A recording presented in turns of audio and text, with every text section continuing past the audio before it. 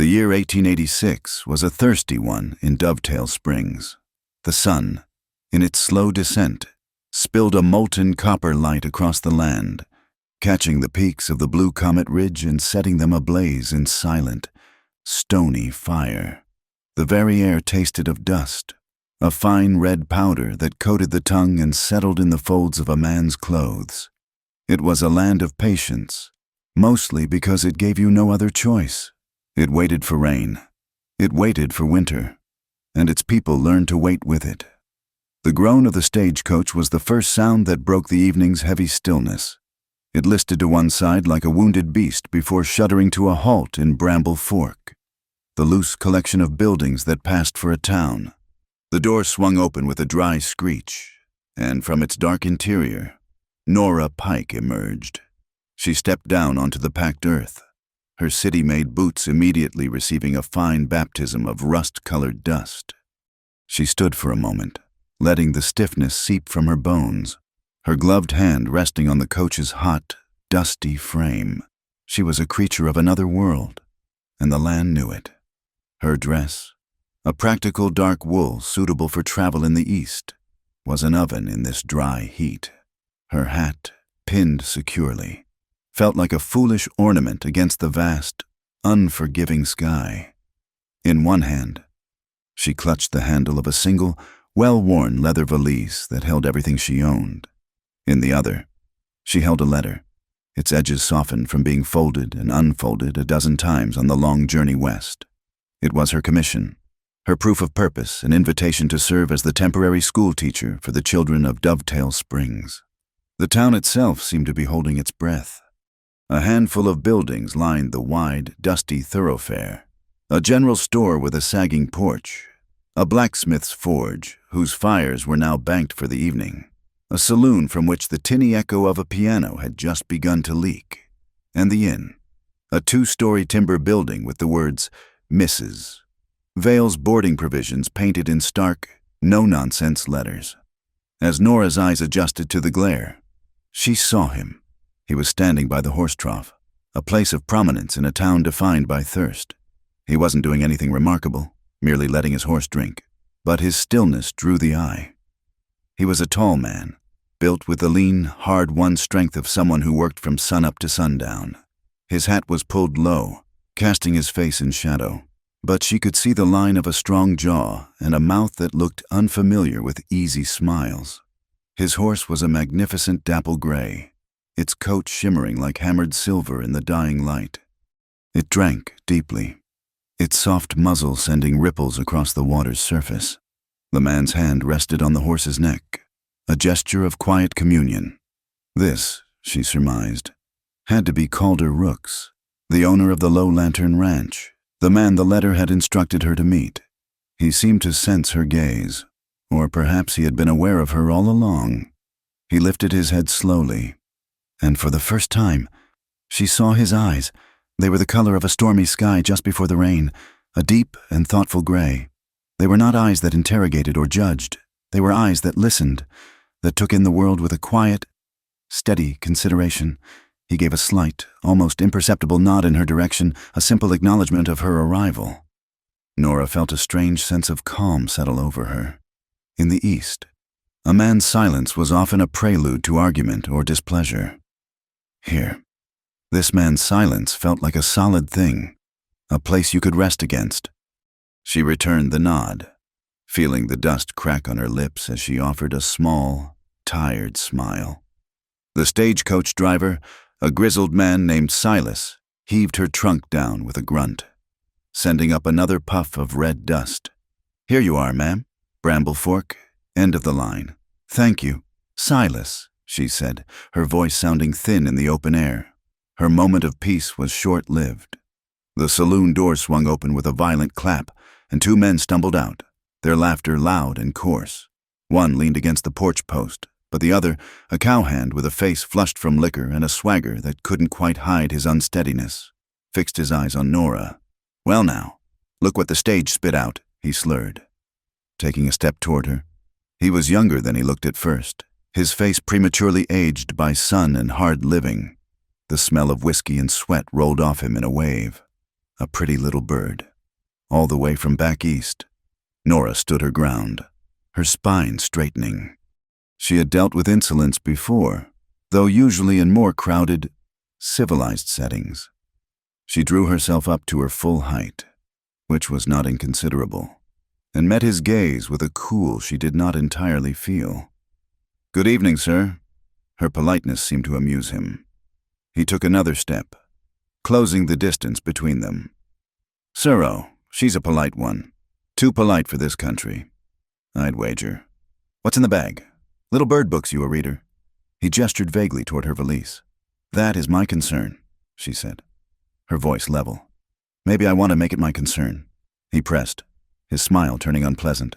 He reached out a grimy hand as if to touch the lace at her collar, before his fingers could make contact. A low voice cut through the air, as quiet as the rustle of dry leaves, but carrying the weight of a falling stone. "That's enough. Jeb," it was Calder Rooks. He hadn't moved from his spot by the trough, hadn't raised his voice, hadn't made a single threatening gesture. He simply stood there, his thumb hooked in his belt, his listening eyes fixed on the cowhand. The dapple-gray horse, finished with its drink, lifted its head and stood placidly at his side. The cowhand, Jeb, froze. He slowly turned his head, his liquor-fueled bravado visibly deflating. He looked from Calder's shadowed face back to Nora, and something shifted in his expression, a flicker of fear, or perhaps just the unwelcome return of common sense. He swallowed hard. Just being friendly." "Rooks," he mumbled, taking a clumsy step back. "Your brand of friendly isn't welcome here," Calder said, his tone unchanged. It wasn't a command or a threat. It was a statement of fact, as simple and unassailable as the existence of the mountains behind them. Jeb held up his hands in a gesture of surrender and retreated toward the saloon, muttering under his breath. He and his companion disappeared back through the swinging doors, leaving only the faint sound of the piano and a lingering sour smell in the air. Nora let out a breath she hadn't realized she was holding. She turned her attention back to the silent rancher by the trough. "Thank you, Mr. Rooks." He gave that same small nod again. "Ma'am." He untied the reins of his horse and began the methodical process of checking his saddle. Running a hand under the blanket and along the cinch, he moved with an economy of motion that was mesmerizing to watch. There were no wasted gestures, no hurried movements. Each action was deliberate, precise, and unhurried. Just then, a breeze stirred, the first real wind of the evening. It was different from the hot, dusty gusts of the afternoon. This wind was cooler, carrying on it the clean, earthy scent of distant rain, a promise of relief that might or might not be kept. It lifted a stray strand of Nora's hair from its pins and whispered across her hot skin. She watched Calder's hands as he worked the leather straps of the saddle, his fingers sure and steady. He was taking his time, ensuring every buckle was secure, every strap lay flat. After the sudden, sharp tension of the encounter with the cowhand, his deliberate slowness was a balm, a small, playful impulse, born of relief and curiosity, rose within her. She tilted her head, a genuine smile finally reaching her eyes. "How slow is slow," she teased, her voice light. He paused his work for a fraction of a second, his hands still on the saddle. He turned his head, and in the deepening twilight, she saw the faint lift at the corners of his mouth. It wasn't quite a full smile, but it transformed his somber face, warming it from within. It reached his storm-gray eyes, crinkling the corners. "Slow enough," he said, his voice a low rumble. "Not to hurt what you mean to hold." The words hung in the air between them, simple and profound. Nora felt a blush rise to her cheeks, surprised by the unexpected poetry of his response. He wasn't just talking about leather and horses. He was speaking of a philosophy, a way of being that was as foreign to her bustling, hurried world as the red dust on her boots. A sharp, declarative cough broke the spell. A woman had appeared on the porch of the inn. She was stout, with iron-gray hair pulled back into a severe bun and an apron tied so tightly it looked like armor. Her face was a landscape of practicality, etched with the lines of a life that had offered few luxuries and demanded much. This was Mrs. Petunia Vale, the widowed proprietor. Her eyes, small and sharp as a hawk's, took in the scene with a single, sweeping glance the new teacher from the east, looking dusty and out of place. Calder Rooks, looking as solitary as ever, the lingering ghost of trouble outside her saloon. "If you're the teacher," she said, her voice as crisp as starched linen, "your room is ready. Supper's in an hour. Rooks, I've got that sack of flour you asked for." She was a woman who dealt in facts and transactions, not lingering glances or quiet moments. Calder gave his final strap a firm tug and nodded toward the inn. "Mrs.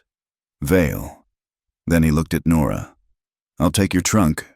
He moved to the heavy trunk Silas had unloaded and lifted it as if it were no heavier than a sack of feed. He didn't wait for her to follow, simply started walking toward the inn, his stride long and even. Nora picked up her valise and followed him across the dusty street. As she walked in his wake, she studied the broad set of his shoulders, the easy way he carried the heavy load. She thought of his silence, of his rare, fleeting smile, of the words he had spoken. His solitude wasn't an aggressive, walled-off thing she'd seen in other lonely men. It was a quiet, self-contained stillness, like a deep pool of water. It didn't demand attention or repel company. It simply was, for his part. Calder was aware of the light, determined steps behind him. He had seen the way she stood up to Jeb, her chin high, her voice unwavering. He had seen the weariness of her long journey in her eyes. But he had also seen an unbreakable core of resolve. The dust and the heat and the coarseness of this place hadn't sent her scurrying back into the stagecoach. She wasn't, he recognized with a strange sense of approval, the kind of woman who would run from a little wind. The Mesquite Draw schoolhouse was less a building and more a suggestion of one. It stood alone on a slight rise, a one-room box of sun-bleached planks held together by stubbornness and rusty nails. The wind, which had a personality of its own in this part of the country, treated the walls as a minor inconvenience, whistling through the gaps with a low, mournful tune. Inside, the light streamed in not just through the two glass-paned windows, but also through the spaces between the warped boards, painting shifting bars of gold across the dusty floor. It smelled of dry wood, old paper, and the faint, chalky scent of the earth itself. To Nora, it was the most beautiful place she had ever seen. Her students were a collection of hardened little souls, children of ranchers and cowhands who knew more about branding irons and north-bearing stars than they did about the alphabet. There were 8 of them, ranging in age from 6 to 12. They sat on rough-hewn benches, their face scrubbed clean, but their hands bearing the permanent grime of hard work. They were shy, watchful, and possessed of a solemnity that seemed too old for their years. "The first thing a person should own," Nora said, her voice clear and steady in the resonant little room, "is their own name." She moved between them, showing them how to hold the lumps of charcoal she'd scavenged from a recent fire pit on splintery slates. They began the painstaking work of scratching out the letters. A lanky boy named Samuel, whose legs were already too long for the bench, drew his like a coiled snake. A little girl, Clara, with eyes the color of the prairie sky, formed her C with such intense concentration that her tongue stuck out from the corner of her mouth. They worked in a state of fierce, quiet focus, the scraping of charcoal on slate the only sound besides the ever-present wind. Then another sound would come, faint at first, then growing into a long, lonely cry that rolled across the plains, the train whistle from Dry Lantern Station. Whenever it blew, every head in the room would lift. Eyes would turn to the windows, looking out at the vast emptiness as if they could see the iron horse steaming along its tracks miles away. It was the sound of another world, a world of speed and cities and things they couldn't imagine. It was a reminder of how far away everything else was. After a moment, the spell would break, and they would return to their slates, to the slow, deliberate magic of making their names appear. One afternoon, a shadow fell across the open doorway. Nora looked up from helping a boy puzzle out the letter W. Calder Rooks stood there, his tall frame filling the entrance. He held a wooden crate in his arms. The children fell silent, their eyes wide. Mr. Rooks was a figure of local legend, a man who kept to himself and his land, more a part of the landscape than of the town. He stepped inside, his boots making a soft, solid sound on the wooden floor. He didn't speak, simply walked to the front of the room and set the crate down on Nora's small, rickety desk. The gesture was careful, the crate placed with the same deliberation he used for everything. He straightened up, his gaze sweeping over the children for a moment before landing on Nora. She walked to the desk and looked inside the crate. Her breath caught in her throat. It was full of real chalk, smooth white sticks, not lumpy charcoal. Beneath them lay a stack of books, primers with worn, cloth-covered bindings, a book of sums, and a tattered volume of Aesop's fables. They were old and well used, but they were a treasure beyond measure. She lifted her eyes to his. Mr. Rooks, I don't know what to say. He gave no reply, not a verbal one. He simply raised a hand and touched the brim of his hat in a gesture that was both a greeting and a farewell. But his eyes, those listening gray eyes, spoke for him. They held a look of quiet understanding, of acknowledgement. He saw what she was doing here, in this drafty, makeshift school, and he approved. The look lasted only a second, and then he turned and was gone, his shadow receding from the doorway as silently as it had appeared. Nora picked up a stick of chalk. It felt cool and smooth in her hand, a tool of civilization. She turned to the children, a bright, genuine smile lighting up her face. All right, she said, her voice full of a new energy. Who wants to learn how to write with a cloud? The days settled into a rhythm, but the nights in Bramble Fork had a different pulse. The Seven Spur Saloon was the town's heart after dark, a place where men came to wash the dust from their throats and the loneliness from their souls. Tonight, a new element had been added to the usual mix of cowhands and townsfolk, a group of miners, their faces pale from working underground at the copper ferry claims, had come to town. They drank hard and spoke in low, anxious tones, their conversations circling around the same topic like buzzards over a kill: land, water, and the company men from the east who were coming to claim both. Nora was there only because Mrs. Vale had insisted on taking her evening meal in the saloon's slightly more respectable dining corner. From her seat, she could feel the tension in the room. It was in the way the men huddled together, the way their laughter was a little too loud, a little too brittle. It was into this charged atmosphere that a new man walked. He was not like the others. His clothes were clean, his boots polished. He wore a tailored coat and a string tie, and his face was smooth and unlined by the sun. He moved with an easy confidence, his eyes scanning the room with a practiced, assessing gaze.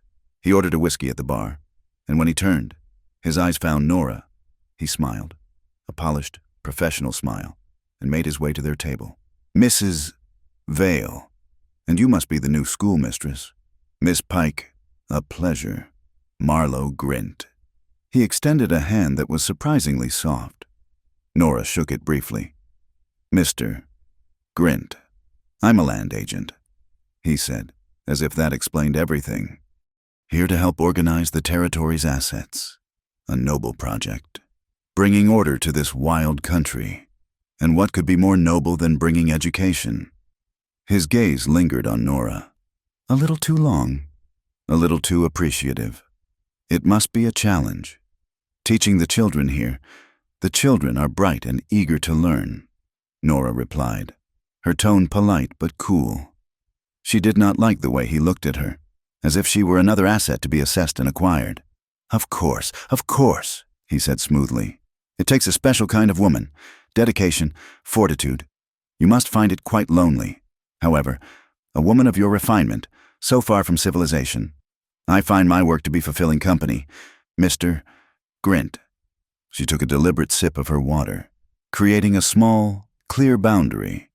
He was not so easily deterred. He pulled up a chair, uninvited, and sat down. leaning forward conspiratorially. "Let me be frank, Miss Pike. This territory is on the cusp of great change. Fortunes will be made. The men with foresight, the ones who understand how the game is played, will prosper. A smart woman would do well to align herself with such men." The implication was as clear as it was unwelcome. He was not just making conversation. He was making an offer, packaging a threat inside a compliment. Nora placed her glass down with a quiet click. "My only alignment, sir, is with my students and the school board that hired me. Now, if you'll excuse us, Mrs. Vale and I were just finishing our meal." Her politeness was a weapon, a shield of ice he couldn't seem to penetrate. Grint's smile tightened at the edges. He was not used to being dismissed. He opened his mouth to say something else, but his eyes happened to flicker toward a dark corner of the saloon. His expression changed. Just for a second, the confidence wavered. He stood up abruptly. "Of course. My apologies for the intrusion." He gave a curt bow and walked away. Nora followed his earlier gaze. In the corner, at a small table half hidden in shadow, sat Calder Rooks. He was nursing a single beer, his chair tilted back against the wall. He hadn't been looking at them. Not directly. He was watching the room, his presence a quiet, immovable fact. But Nora knew, with a certainty that settled deep in her bones, that he had been aware of every word Grint had spoken. He had been watching, listening, ready. He had done nothing, and yet his silent presence had been enough. Later, as Nora walked back toward the boarding house, the air had changed. The promise of rain from that first evening was finally being fulfilled. It wasn't a storm, just a fine, misty drizzle that beaded on the shoulders of her shawl and settled like a cool veil on her face. The dust, for the first time since she'd arrived, was finally settling, and the air smelled clean and alive. A figure emerged from the alley beside the general store, falling into step beside her. It was Calder. He held a burlap sack in one hand. "Mrs. Vale's flour, no doubt. Evenin', ma'am," he said, his voice a low counterpoint to the gentle hiss of the rain. "Mr. Rooks," she replied, surprised but not startled. His presence felt as natural as the rain itself. They walked in silence for a few paces. The drizzle began to fall a little harder, the drops tapping a soft rhythm on the wooden awnings and the dusty ground. Ahead of them, the wide, overhanging roof of the town granary offered a deeper shelter. Without a word, they both angled toward it, stepping into the dry space beneath the eaves. The world seemed to shrink to the circle of dim light cast by a lantern hanging on the granary wall. Outside that circle, the rain fell, a steady, whispering curtain that muted the sounds of the town and isolated them in the darkness. The air was cool and smelled of damp earth, old wood, and the faint, sweet scent of stored grain. For a long moment, they just stood there, listening. The rain was the only thing that needed to be said. It was a sound of release, of a long-held tension finally breaking. "Thank you," Nora said, her voice quiet. "For the books. And the chalk?" He nodded, his eyes on the falling rain. "They weren't being used. They will be now," she said. "The children, they were so excited." He turned his head to look at her then. The lantern light carved his face from the shadows, highlighting the strong line of his jaw and the gravity in his eyes. "You're good with them." It was a simple statement, delivered without adornment, but it felt to Nora like the highest praise. "I enjoy it. They just need a chance. Not many people would come this far to give it to them," he observed. "My father was a teacher," she found herself saying, surprised at her own openness. "He believed that reading a book was like opening a window in a locked room. I suppose I believe it too." He considered this for a moment, his gaze turning back to the rain. "A lot of locked rooms out here. Then we'll need a lot of windows," she replied softly. A rare, fleeting smile touched his lips. He looked at her again, a real look this time, one that held a flicker of warmth, of connection. The rain pattered on the tin roof above them, a steady, patient rhythm, and in the quiet space between the raindrops, under the sheltering eaves of the old granary, their first real conversation had begun. The change came without warning. One moment, the sun was a benevolent, if scorching, eye in a brilliant blue sky. The next, a strange, sickly yellow pallor began to bleed across the horizon from the west, coming from the direction of Widow's Gully. The wind, which had been a hot, steady breath all day, suddenly died, and an unnerving silence fell over the plains. The air grew thick, heavy, and tasted of grit. Nora was dismissing her students for the day. They spilled out of the schoolhouse, their youthful energy a stark contrast to the ominous stillness. "Remember your sums for tomorrow? Samuel," she called out, standing in the doorway. "Clara, see if your mother has any old rags for our cleaning." A woman waiting by a wagon, Mrs. Bram, looked nervously toward the yellowing sky. "That don't look right," she muttered, pulling her shawl tighter despite the heat. "That's a gully winder look if I ever saw one."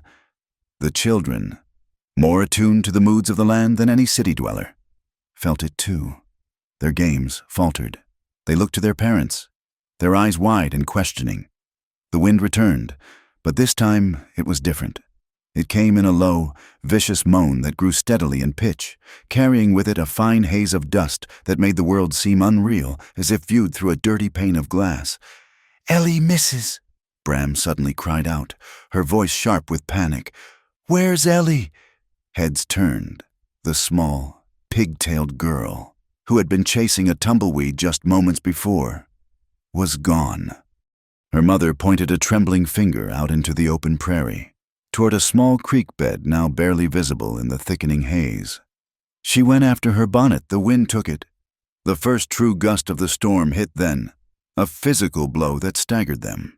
It was like a solid wall of sand, scouring the skin and blinding the eyes. The sky, which had been yellow, was now a roiling, malevolent brown. The world dissolved into a cacophony of roaring wind and stinging grit. Instinct, raw and immediate, took over Nora. She didn't think about the danger, only of the small girl alone in that chaos. She saw a horse, a sturdy-looking mare, tied to a hitching post, its owner already fumbling to calm it.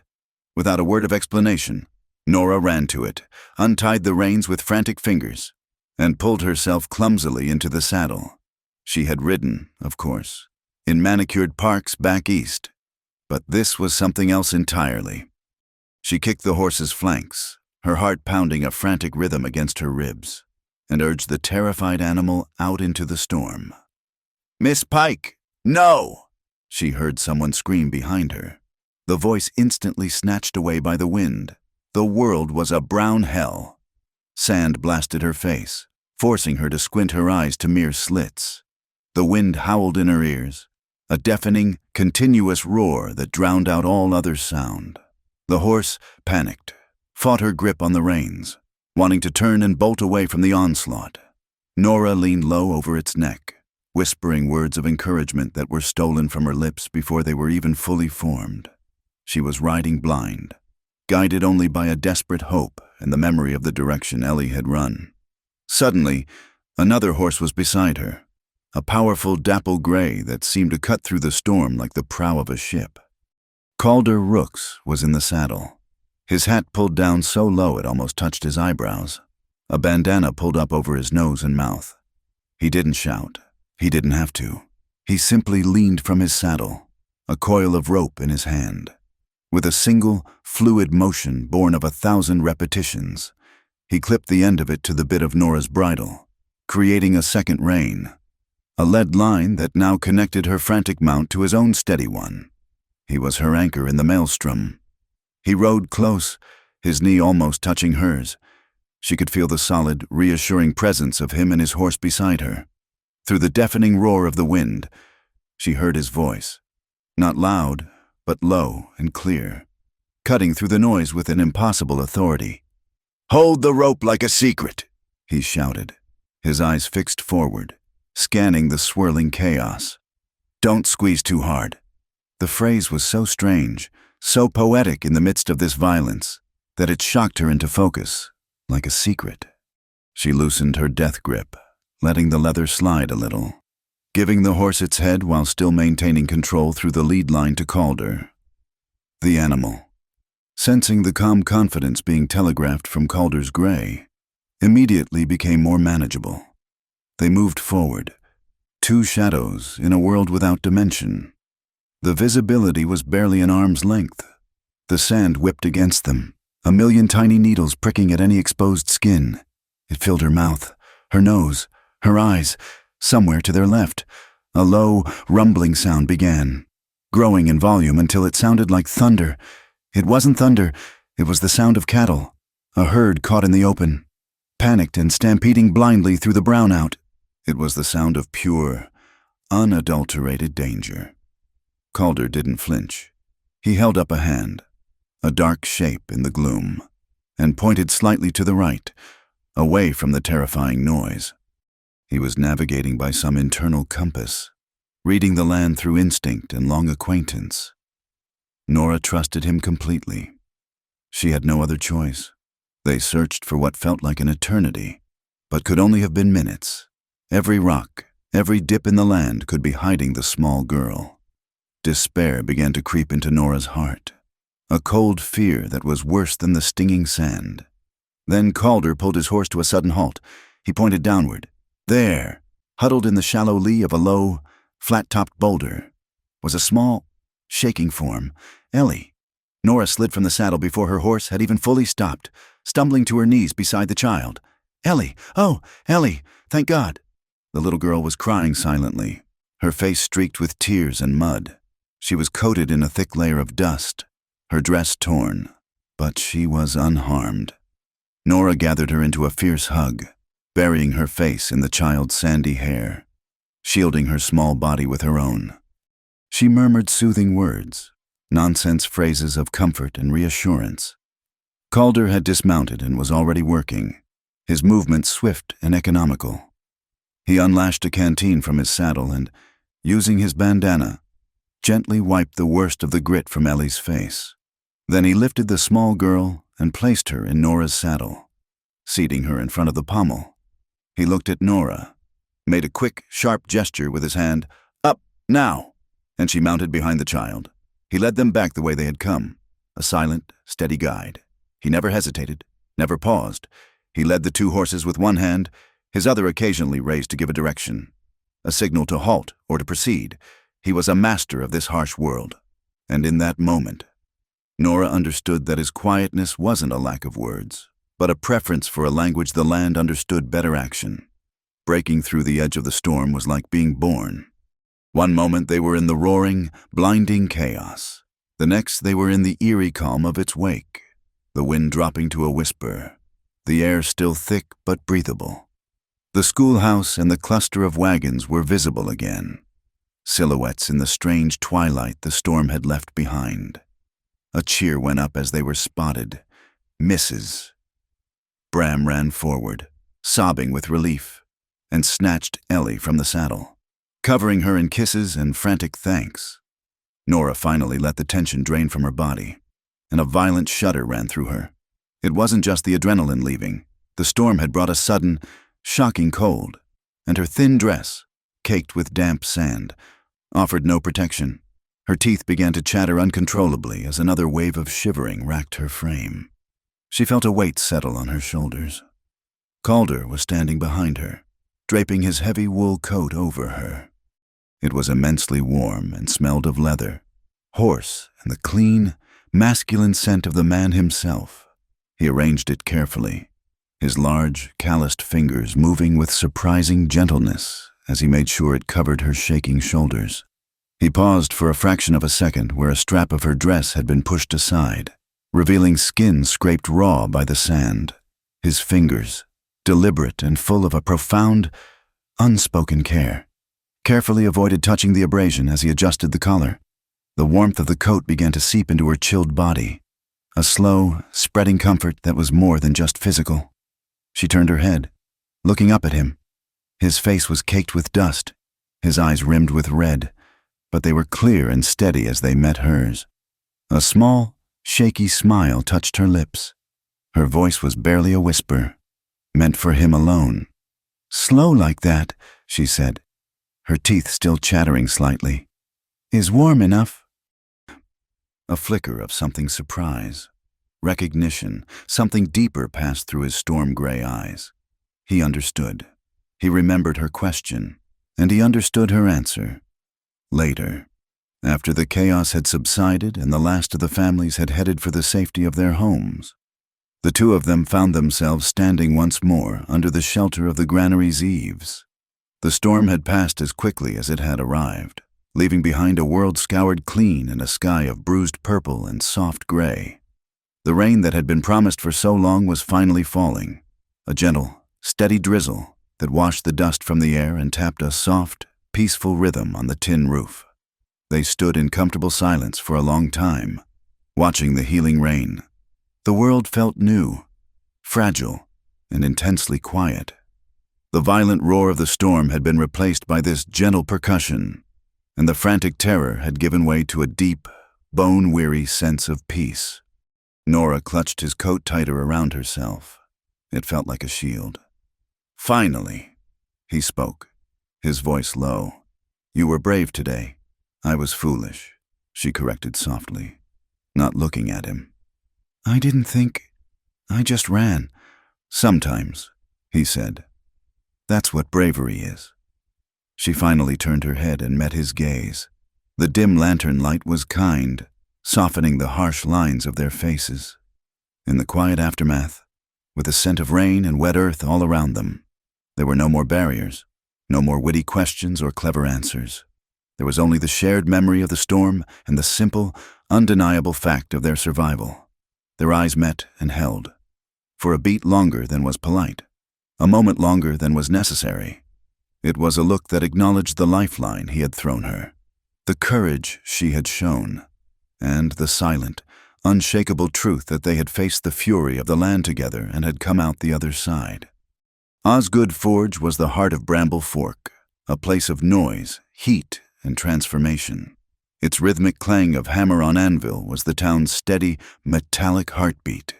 The air for 20 yards around tasted of coal smoke and hot iron, a raw, elemental perfume that clung to the clothes and hair. Inside, shadows danced in the fiery glow of the forge, and the hiss of hot metal plunging into the quenching tub was a sound of constant, violent creation. Men gathered here not just for repairs, but for news. The forge was where rumors were hammered into shape, where the town's anxieties were held to the fire and examined. The sandstorm had been unkind to the schoolhouse sign. The thin metal letters Nora had painstakingly cut and painted for her alphabet display had been bent and twisted by the wind's fury. She carried the damaged letters, a tangled metal nest, in a burlap sack.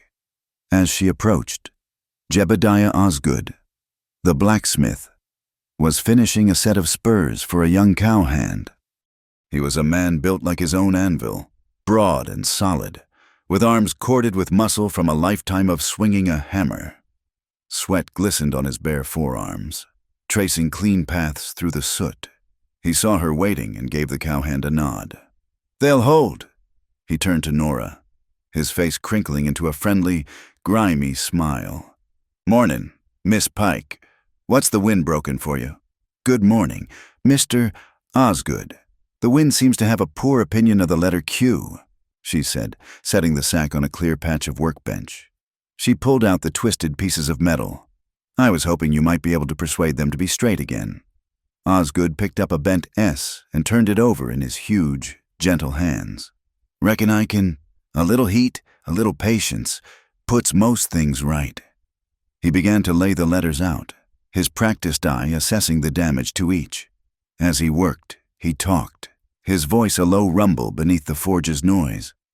Heard you and Rooks rode out into that gully winder to fetch the Bram girl. Town's still talking about it. Said you was brave as a cornered badger. I was mostly terrified, Nora admitted. Mister, Rooks was the brave one. Calder don't know the meaning of the word. Osgood grunted, selecting a pair of tongs. He just knows what needs doing. Always been that way. He paused, his expression turning more serious. Best keep an eye on men like that. They're the ones the world tries to break. He pumped the bellows, and the coals in the forge roared to a brighter life. "Speaking of which," he continued, his voice dropping slightly, "that fancy fella, Marlowe Grint, he's been sniffing around, asking questions, buying up parcels of land nobody thought was worth a damn, buying 'em quiet like." "I've met him," Nora said, a note of distaste in her voice. "He's smooth as a river stone." "That one," Osgood said, placing the first letter into the glowing coals. "And just as hard underneath.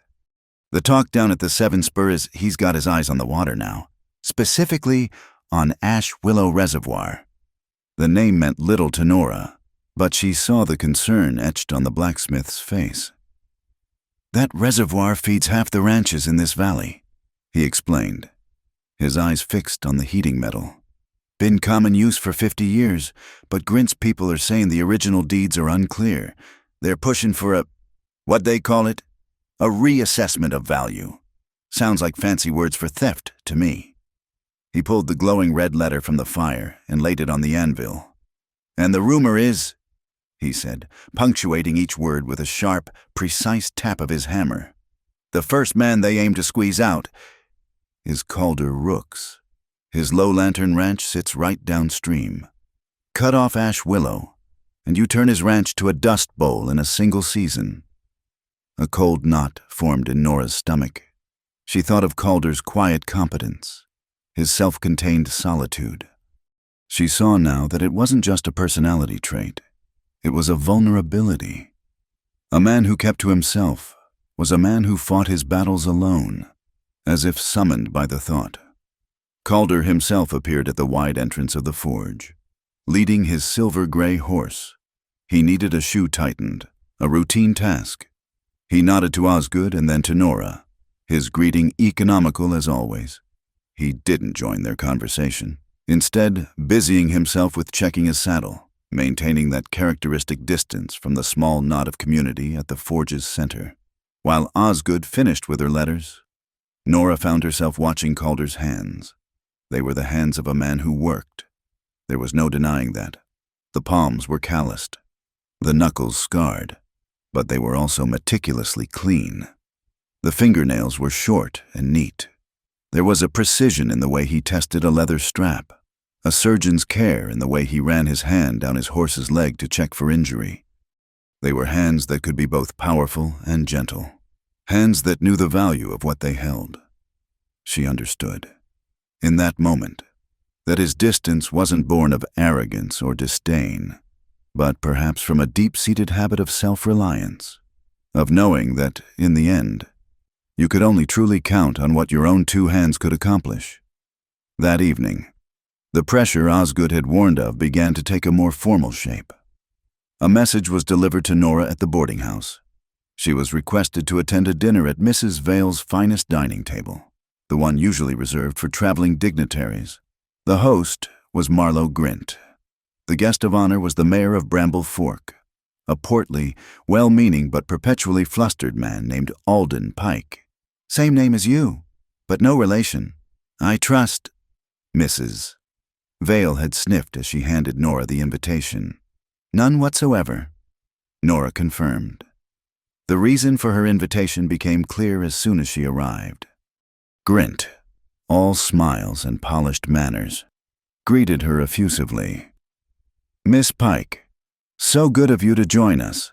Mayor Pike and I are just finalizing a small municipal agreement, and we thought, who better to bear witness to its clarity and fairness than our learned schoolmistress?" He was using her. Her position as the educated outsider, the teacher, was being co-opted to lend an air of legitimacy to his scheme. She was to be the proof that the document was perfectly clear. The dinner was an exercise in subtle coercion. Grint was charming and articulate, filling Mayor Pike's glass with wine and his head with grand visions of progress and prosperity for Dovetail Springs. He spoke of investment, of railroads, of a future where Bramble Fork was more than just a dusty stop on a lonely road. The mayor, clearly out of his depth, nodded along, his face growing flushed. Finally, after the plates were cleared, Grint produced the document. It was a sheaf of papers filled with dense, legalistic text.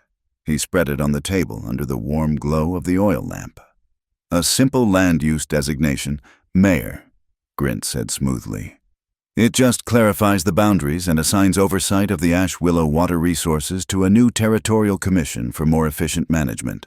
You understand?" He pushed the papers toward the mayor. An ink pen laid neatly beside them. Nora, seated beside the mayor, felt her heart begin to beat a little faster. "And as you can see," Grint said, turning his smile on her, "it's all perfectly straightforward. Perhaps you'd be so kind as to glance over it, Miss Pike, and confirm for the mayor that everything is in order." She leaned forward, her eyes scanning the pages. Most of it was boilerplate, full of the grandiose and vague language she expected. But then she found it, tucked away at the bottom of the third page. In a font that was discernibly smaller than the rest of the text, was a single, devastating clause. It granted the new commission, which would no doubt be controlled by Grint's associates, the power to terminate water access to any private parcel for non-compliance with new usage tariffs, to be set at the commission's sole discretion. It was a loaded gun, aimed directly at Calder Rooks and every other rancher who depended on that water. It was legal piracy, dressed up in the language of civic improvement. Nora felt a cold anger rise within her. She looked at the mayor, who was already reaching for the pen, his eyes glazed over by wine and promises. She had to stop him. But a direct confrontation with Grint would be disastrous. He would simply dismiss her as a hysterical woman who didn't understand business. She drew on her training as a teacher, on the practiced air of thoughtful inquiry she used with her students. She placed a finger on the page, not on the offending clause, but nearby. "My apologies, Mr. Grint," she began, her voice infused with a polite confusion. "My legal vocabulary is not what it should be. This section here, it discusses riparian priorities and precedent-based apportionment. It's fascinating." Grint's smile became a little strained. "Just standard legal terms, my dear." "Oh, I'm sure." Nora pressed on, adopting a tone of bright-eyed academic curiosity. "But you see, I've been looking for practical examples to teach my older students. Real-world documents to show them how our territory is governed. It helps them understand the importance of reading carefully." She looked from Grint to the mayor, her expression one of pure, pedagogical sincerity. "Mayor Pike, Mr. Grint, would you mind terribly if I borrowed this document overnight? I could copy this section onto the chalkboard. It would be an invaluable lesson in civics." "I would, of course, have it back to you first thing in the morning, before the mayor even needs to sign it." The mayor, relieved at any delay, beamed. "An excellent idea, teaching the children capital." Grint was trapped. To refuse her request would be to admit there was something in the document he didn't want scrutinized. It would look suspicious and churlish. His polished smile was now a tight, hard line. "An admirable pedagogical impulse, Miss Pike. Very well, but I must have it back by 9 tomorrow. The territorial registrar is expecting it." "Of course," Nora said, carefully folding the papers and tucking them away. "Thank you." It was at that moment that the door to the dining room opened. Calder Rooks stood there. He had come to speak to Mrs. Vale about some ranch business. He took in the scene in a single, sweeping glance: Grint's angry, thwarted face, the mayor's befuddled relief, and Nora, clutching the document like a shield. He didn't speak. He didn't have to. His eyes met Nora's across the room. He gave a single, slow nod. It was a gesture of profound and complete understanding.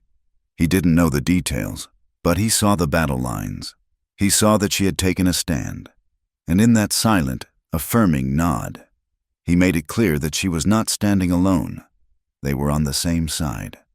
The confrontation over the document had left a fine, vibrating tension in the air of Bramble Fork, a string pulled taut between Marlowe Grint's ambition and the quiet resilience of its people.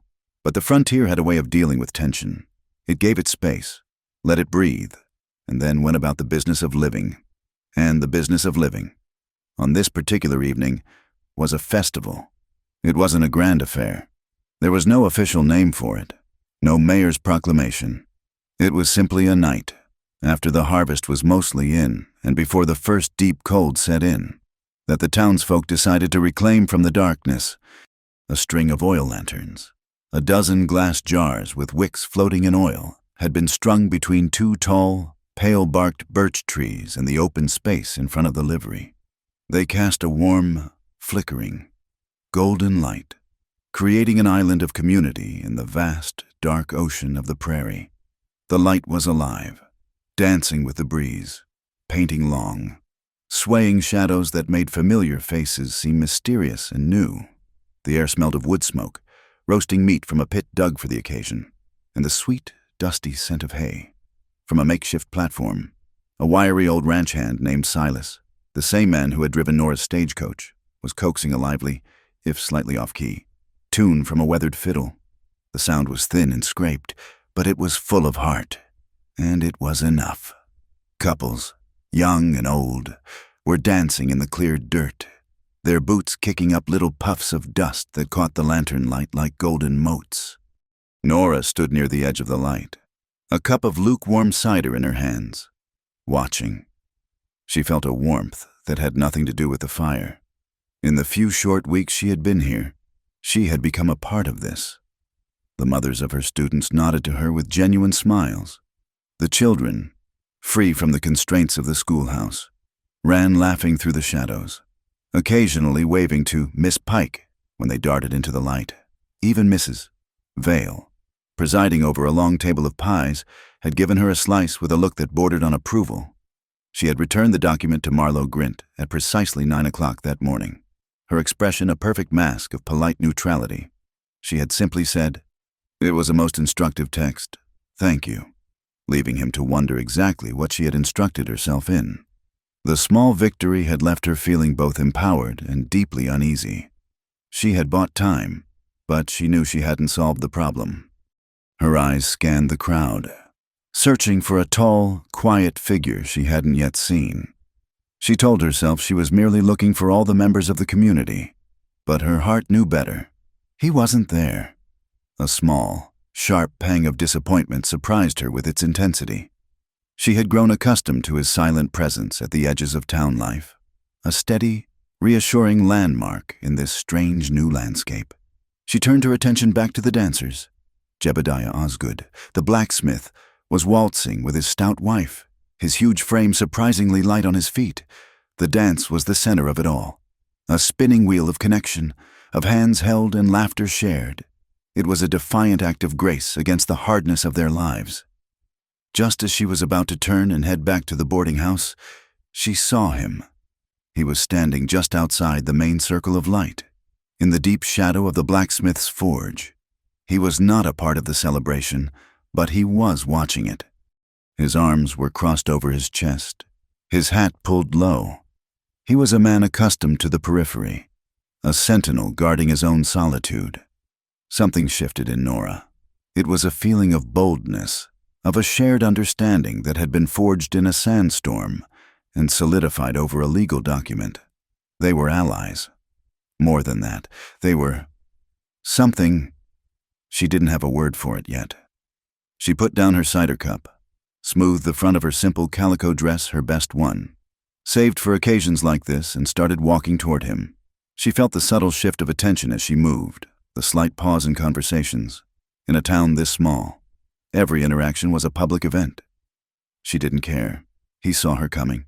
He didn't move, but she saw his posture change, a subtle uncrossing of his arms as if preparing to receive her. He pushed his hat back slightly as she came to a stop before him. The lantern light reached them here, but it was softer, gentler, bathing them in a private glow. "Good evening, Mr. Rooks," she said, her voice steady. "Are you not a man for festivities?" "I'm a man for watching them," he replied, his voice a low rumble. "There is a difference, I suppose," she mused. "But watching is a slow pleasure, and dancing is a fast one." A faint smile touched his lips, a ghost of the one she'd seen before. "I'm not a fast man, Miss Pike." It was then that she felt the impulse, the same playful spark she'd felt on her first evening in town. She looked at his strong, still form, at the quiet confidence that radiated from him, and she decided to push, just a little, How slow is slow? Mr. Rooks, she teased softly, the words a deliberate echo of their first conversation, and as she spoke, she did something she hadn't planned, something that felt both shockingly forward and completely natural. She reached out and laid her hand on his forearm. The muscle beneath the rough fabric of his sleeve was as hard and unyielding as oak. It was a jolt, a connection of surprising electricity. For a moment, neither of them moved. The sounds of the festival, the fiddle, the laughter seemed to fade into a distant hum. She could feel the warmth of him through the cloth, the latent strength held in perfect stillness. She expected him to pull away, to retreat back into his shell of solitude. He didn't. Instead, he looked down at her hand on his arm, and then his gaze lifted to meet hers. His storm-gray eyes held a question, and something else she couldn't quite name: surprise, perhaps, but not displeasure. He slowly, deliberately, covered her hand with his own. His palm was calloused and warm, and it enveloped hers completely. "Slow enough for this," he said quietly. And then, he led her out of the shadows and into the golden light. He guided her toward the circle of dancers, his hand moving from her arm to the small of her back. His touch was firm, confident, yet exquisitely gentle. He drew her into the rhythm of the waltz, just as Silas was starting a new, slower melody. The first few steps were a discovery. This was not the polished, gliding waltz of an Eastern ballroom. This was a dance for packed earth and sturdy boots. But Calder led with an innate, unhurried grace. His steps were measured, certain. He wasn't counting the music. He was embodying it.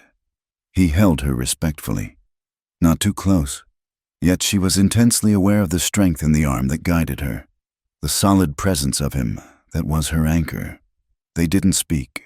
There was no need for words. Their conversation was in the gentle pressure of his hand, the way she'd learned to anticipate his next step, the way they moved as one entity around the flickering lanterns. The world became a warm, spinning blur of light and shadow, of smiling faces and dark spaces. Nora felt a sense of rightness, of a peace so profound it almost made her dizzy. It was as if she had been walking on an unsteady surface for weeks and had finally found solid ground. His rhythm was the rhythm of the land itself, patient, steady, and sure. His steps were like counting heartbeats, slow and strong, a rhythm you could build a life on. A sudden gust of wind, a messenger from the dark prairie, swept through the clearing. It made the lanterns sway wildly, casting frantic shadows. The fiddle music, caught by the wind, wavered and broke, the note dying in a sad, scraped sigh. The other dancers faltered, laughing and complaining about the interruption. But Calder and Nora didn't stop. He held her gaze, and in the sudden silence, they kept the rhythm, their boots making a soft, shuffling sound in the dust. A shared smile grew on their faces, a moment of pure, unscripted connection. It was a smile that acknowledged the world's imperfections, the off-key music, the sudden wind, and found a perfect, private joy within them. When Silas found his place again and the music resumed, they were already there, waiting for it, perfectly in step. The song drew to its close, the last note of the fiddle hanging in the cool night air like a star. The other dancers began to applaud and break apart, but Calder did not immediately release her. The music had ended, but their dance had not. His hand remained at her waist, his fingers resting there for a single, suspended moment. It was no longer than a single intake of breath, a single beat of a heart. But in that pause, a universe of things was said. It was a gesture of reluctance to let the moment end, a quiet acknowledgement that something significant had just happened between them. Then, as slowly as he had taken her into his arms, he let her go. Nora felt a profound sense of peace settle over her, a feeling she had never known before. With other men, in other dances, a hand that lingered was a hand that was staking a claim, a grip that was possessive. This was different. This was a touch that offered support without confinement, presence without pressure. She finally understood the full meaning of his words from that first night. It was the feeling of being held, but not being grasped. It was the feeling of being safe. from her place on the porch of the inn. Mrs. Petunia Vale watched the tall rancher and the Eastern schoolteacher step apart. She had seen men try to charm Nora Pike with quick words and flashy smiles. She had seen Marlowe Grint try to corner her with his slick, predatory confidence. And she had seen Calder Rooks win her over with nothing more than a shared silence, a helping hand, and a slow waltz. She took a slow sip of her tea and gave a single, satisfied nod to the darkness. "A person who knows slow," she murmured to herself, "also knows lasting." But not everyone was watching with approval. From the deep shadows at the far edge of the clearing, where the lantern light could not reach, another pair of eyes had been fixed on the dance. Marlowe Grint stood perfectly still, his polished boots planted in the dust. He had watched the entire exchange, the teacher's bold approach, the rancher's surprising acceptance, the intimate, silent conversation of their dance. A slow, cold smile spread across his face. He was not a man who saw romance. He was a man who saw leverage. He had thought of them as two separate problems, the stubborn rancher who wouldn't sell and the clever schoolteacher who wouldn't be intimidated. But now, he saw they were not separate at all. They had forged a bond, a connection that was now visible for the entire town to see. And in a community this small, a bond was a strength. But Marlowe Grint knew how to turn any strength into a vulnerability. He would take this thing they were building, this quiet affection, and he would use it as a weapon to tear them both down. The game had just become much more interesting. The golden piece of the festival was a fragile memory, shattered by the morning sun, before the dew had even burned off the sparse grass. Two men hired by Marlowe Grint rode through Bramble Fork. They were not men from the valley. They had the hard, transient look of men who followed the pay, not the seasons. They moved with a quiet, efficient purpose, stopping at the general store, the livery, and the post office. At each, they nailed a sheet of paper to the wall. It was not white paper. It was a startling, angry red, the color of a fresh wound. Nora was on her way to the schoolhouse when she saw the small crowd gathered by the store. Their silence was more alarming than any shouting. She pushed through gently and saw the notice. The language was dense and official, full of clauses and statutes. But the meaning was brutally simple. By order of the newly formed Dovetail Territorial Water Commission, the water rights to the Ash Willow Reservoir were being temporarily suspended for all downstream users, pending a full reassessment. The document was signed with a flourish by Mayor Alden Pike and countersigned by a territorial clerk she'd never heard of. It was dated for that very day. It was a declaration of war, delivered not with a bullet, but with a pen. The news traveled faster than a prairie fire. For Calder Rooks, it arrived not as a rumor, but as a sound, a low, miserable, thirsty sound. By midday, the water troughs at the Low Lantern Ranch, which were fed by a steady trickle from the reservoir's runoff, had run dry. His cattle, several hundred head, began to mill restlessly, their hooves stirring up great clouds of choking dust. Their occasional lowing became a constant, desperate chorus. They crowded the dry troughs, nudging the wood with their broad heads, their eyes wide with confusion and growing distress. Calder stood on the porch of his small, solid ranch house, watching them. His face was a mask of grim resolve. There was no panic in his posture, only a deep, weary anger. He had known this was coming, in one form or another. He had not expected the speed or the finality of it. To a rancher, water was not a commodity. It was life. To cut off a man's water was to hold a knife to his throat. He had only one choice, and it was a bad one. Miles to the south, across the gleaming steel lines of the railroad, was a place called Saltbrush Creek. The water there was brackish, not ideal, but it was wet. More importantly, the land around it was disputed territory, caught in a legal limbo between the railroad's grant and older grazing claims. Taking his herd there was a risk. It was an open invitation for trouble from the railroad agents or from other desperate ranchers. But leaving them here was a death sentence. He didn't hesitate. He saddled his dapple gray, his movements as slow and deliberate as ever, but with a new, hard tension in his shoulders. With the help of a single, aging ranch hand, He began the grueling process of moving the herd. It was a hot, miserable, dusty job, pushing the thirsty, agitated animals across the dry plains toward a hope that was as thin and uncertain as the water they sought. Nora, meanwhile, was fighting her own battle. She had secured one of the red notices from a furious Jebediah Osgood, who had ripped it from his forge wall, back in the quiet solitude of her room at the boarding house. She spread the document out on her small writing desk. The lamplight fell on the dense, unforgiving text. Marlowe Grint had been clever. The legal language was a fortress, expertly constructed to be impenetrable. It spoke of public domain, of necessary civic oversight, of progress. But Nora was a teacher. Her life was dedicated to the careful, patient examination of words. She read the document not for its intended meaning, but for its construction. She read it as if it were a flawed essay written by a clever but careless student. She read it again and again, her finger tracing each line, her mind searching for a crack, a seam, a single loose thread in the tightly woven fabric of the law. And then she found it. It wasn't in the dense paragraphs of legal jargon.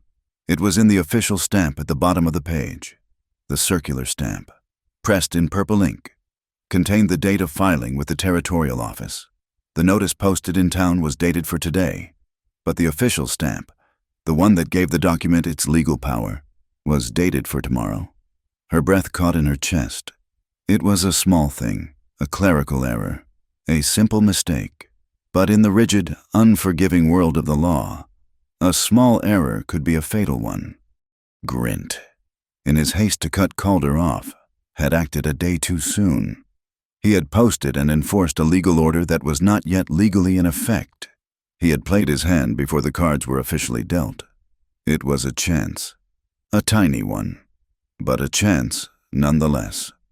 She knew that a circuit judge, a woman named Eunice March, known for her fierce adherence to the letter of the law, was holding a temporary court at Dry Lantern Station, 20 miles away.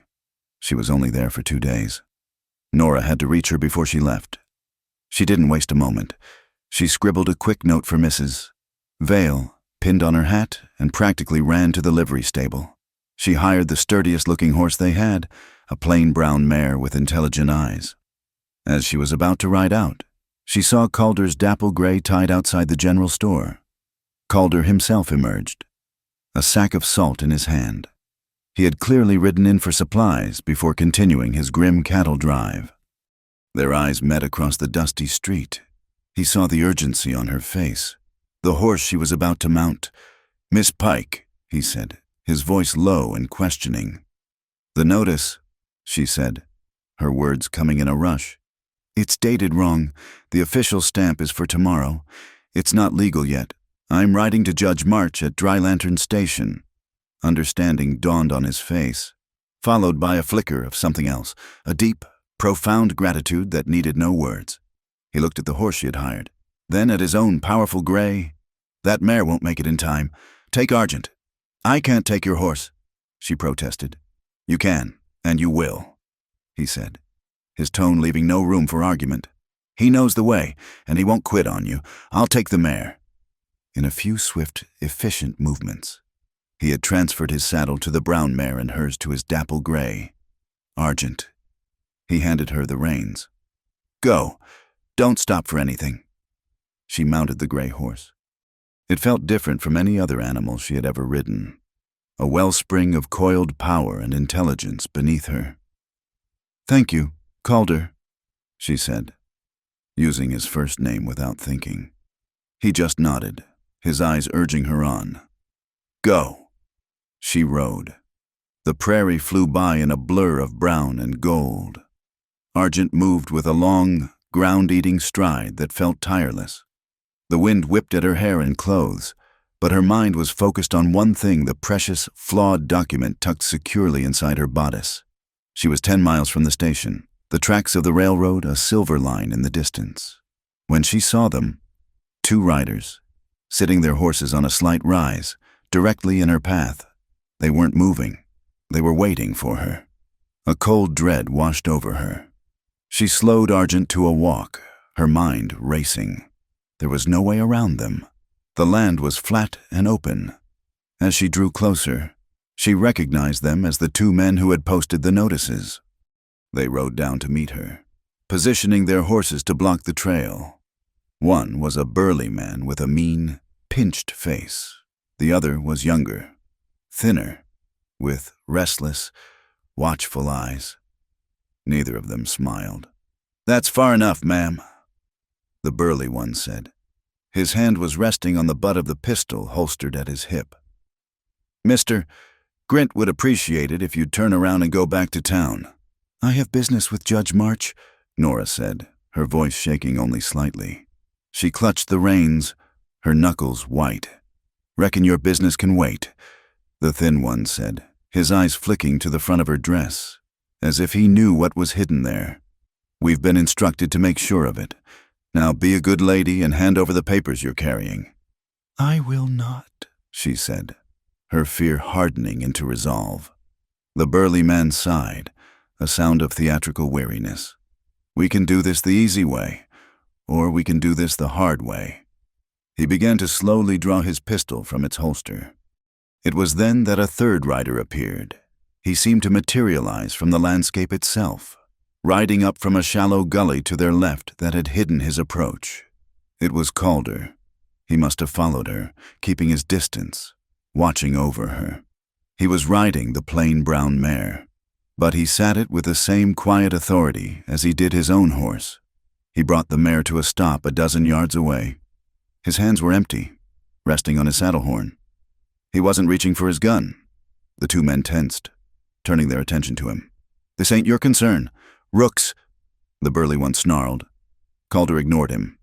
His eyes were on Nora, a quick, questioning look to make sure she was unharmed.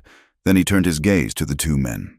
His voice, when he spoke, was slow, calm, and carried with absolute finality on the quiet air.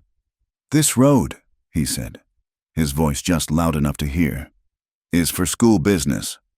The thin man laughed, a short, ugly sound. "You're a fool. Rooks. There's two of us." "There is," Calder agreed evenly. He still hadn't moved. The burly man, emboldened, turned his pistol back toward Nora. "Last chance, lady." What happened next was a blur of speed and precision. Calder didn't draw his gun. Instead, his right hand, the one holding his leather reins, moved with the speed of a striking snake. He didn't fire a shot. He threw a loop of his reins. The weighted leather end whipped through the air and wrapped itself perfectly around the gunman's wrist. With a savage jerk, Calder pulled. The man yelped in surprise and pain, his pistol flying from his grasp and thudding into the dust. "Now, Nora!" Calder shouted, his voice a sharp command. She didn't hesitate. She dug her heels into Argent's flanks. The powerful horse leaped forward, surging past the startled gunman. As she passed, the thin man made a desperate grab for her bridle, but he was too slow. Calder was already moving, placing the brown mare directly between Nora and the two men, a living shield. The thin man, recovering, drew his own weapon, but Calder was a whirlwind of controlled violence. Before the man could aim, Calder spurred the mare forward, slamming into the man's horse, sending it stumbling sideways. In the same motion, his hands shot out and wrenched the pistol from the man's grip. It was over in 5 seconds. Calder sat on the plain brown mare, unarmed, holding both of the hired gun's pistols. The two men were disarmed and defeated, their faces a mixture of shock and disbelief. Calder gave Nora a sharp nod. "Go, I'll be right behind you."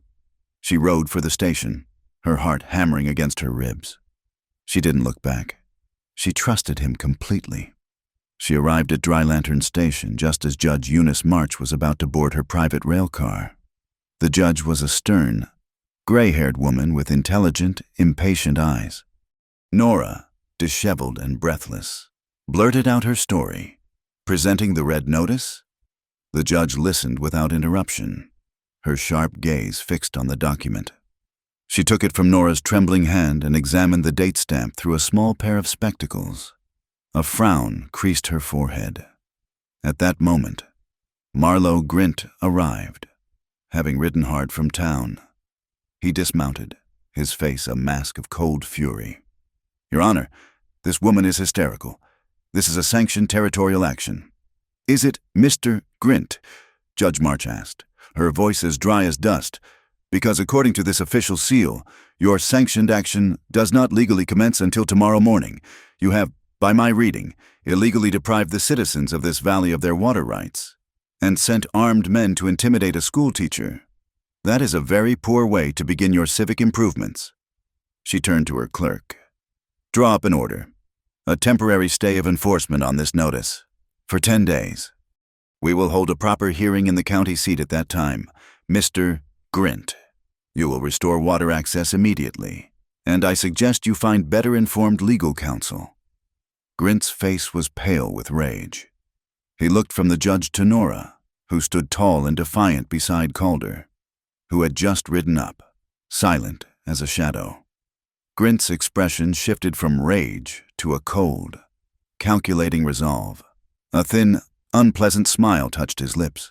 "As you wish, Your Honor," he said smoothly. He looked directly at Nora and Calder. 10 days, he said, his voice low and full of menace. 10 days is more than enough time for me to change the rules of the game." The 10 days granted by Judge March were not a gift of peace, but a measure of time. They were a sandglass, and with each passing day, the grains of patience and preparation trickled away, bringing the final confrontation closer. For Marlowe Grint, it was a deadline for a new strategy. For Calder and Nora, it was a grace period to build a fortress, not of stone, but of fact and resolve. The whole of Dovetail Springs seemed to be holding its breath, watching the silent rancher and the eastern schoolteacher as they prepared for a battle that was now everyone's.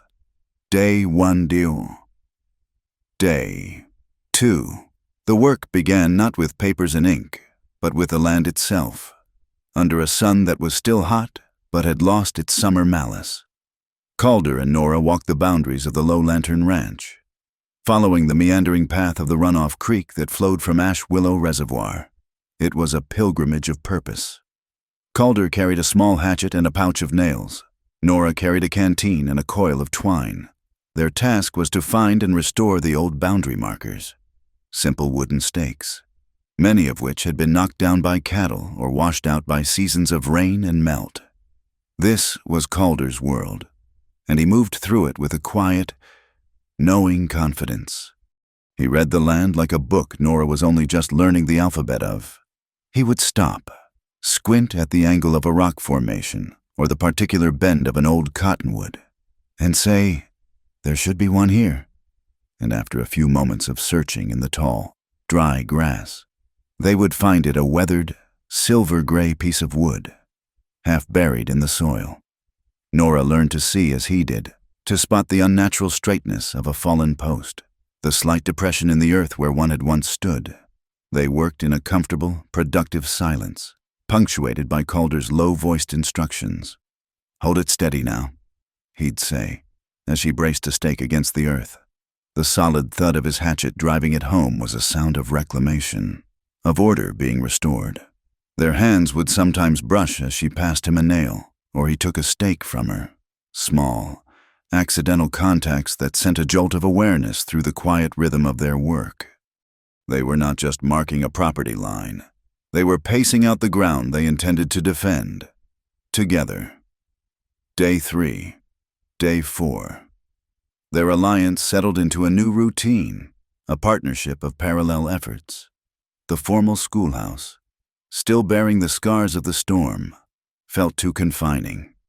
So Nora moved her classroom outdoors, under the sprawling shade of a lone, ancient oak tree. She spread a blanket and gathered her students. With the sky as their roof and the hum of insects as their school bell, they practiced their letters and read stories aloud. She chose tales of clever animals who outsmarted powerful predators, of small streams that carved great canyons through patience. The children listened, their faces rapt, understanding the lessons beyond the words. While Nora nurtured the minds of the valley's children, Calder worked to nurture its future. The main herd was still at Saltbrush Creek, a constant worry at the back of his mind. But a new group of calves, too young for the long drive, remained at the ranch. They were the most vulnerable. With a methodical rhythm, he began to build a new, temporary trough, closer to the well he used for the house. The crisp, clean sound of his saw cutting through fresh pine planks and the steady, percussive beat of his hammer echoed across the ranch. He was building something tangible, a vessel to hold life. He was a man of action, and his answer to Grint's legal maneuvering was the solid, irrefutable fact of fresh-cut wood and well-driven nails. She was teaching resilience. He was building it. Day 5, the sun had set, painting the blue Comet Ridge in hues of violet and rose. Nora had stayed late at the ranch, helping Calder move a small stack of hay into the barn. When they were finished, dust-covered and tired, he didn't offer to ride her back to town. Instead, he simply said, "You must be hungry." He led her into the kitchen of the Low Lantern Ranch house. It was the heart of his solitary world, a room she had never expected to see. It was spare, clean, and profoundly masculine. A large stone fireplace dominated one wall. The hearth swept clean. A simple pine table stood in the center, scrubbed to a pale white. Copper pots, burnished from use, hung from hooks on the wall. It smelled of wood smoke, old leather, and something else, the faint, comforting aroma of coffee. They didn't talk much as he prepared the meal. He moved with the same unhurried efficiency she had come to admire, slicing thick slabs of bacon and cracking eggs into a hot cast-iron skillet. Nora sat at the table, feeling strangely at home in this quiet, male space. She was an observer, a guest in his sanctuary, and she was grateful for the silent invitation. After they had eaten the simple, satisfying meal, he began the ritual of making coffee. It was not the delicate, percolated brew she was used to. He tossed a handful of coarse grounds directly into a battered tin pot of boiling water, letting it bubble and churn over the fire. "Cowboy coffee," he said, noticing her curious expression. "It's honest, no hiding what it is." He let it boil for another minute, then took it from the fire. He waited a moment, then splashed a little cold water from a dipper into the pot. "Settles the grounds," he explained. He poured the black, steaming liquid into 2 thick ceramic mugs and pushed one across the table to her. She took a tentative sip. It was brutally strong, bitter, and shot through with a smoky flavor from the fire. It was a shock to her senses. She almost grimaced. But then a deep, surprising warmth spread through her. A comforting, earthy flavor that lingered long after the bitterness was gone. It was like the land itself, harsh at first, then deeply, fundamentally nourishing. She looked at him over the rim of her mug and smiled.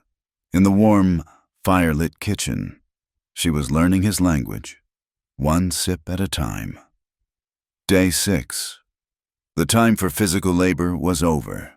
The time for the battle of words had begun. They convened at Nora's small room in the boarding house. The legal documents spread across her desk under the focused glow of an oil lamp. This was her territory. She held the pen, her elegant, clear script filling page after page as she drafted their formal deposition for Judge March. She laid out the history of the Ash Willow rights, the town's long-standing dependence on its water, and the deceptive nature of Grint's document. Calder sat beside her, a silent, attentive partner. He was not a man of letters, but he was a man of facts. He would listen intently as she read a passage aloud, and then, in his slow, deliberate way, he would offer a correction. "That creek doesn't bend south until after the ridge," he'd say softly. Or, "The flow is half that in a dry year. You should say so." He would take the pencil she offered, his large, calloused hand dwarfing the slender piece of wood. With a surprising neatness, he would correct a number or sketch a small, clear map in the margin to illustrate a point about water flow. He respected her skill with words, and she respected his irrefutable knowledge of the truth.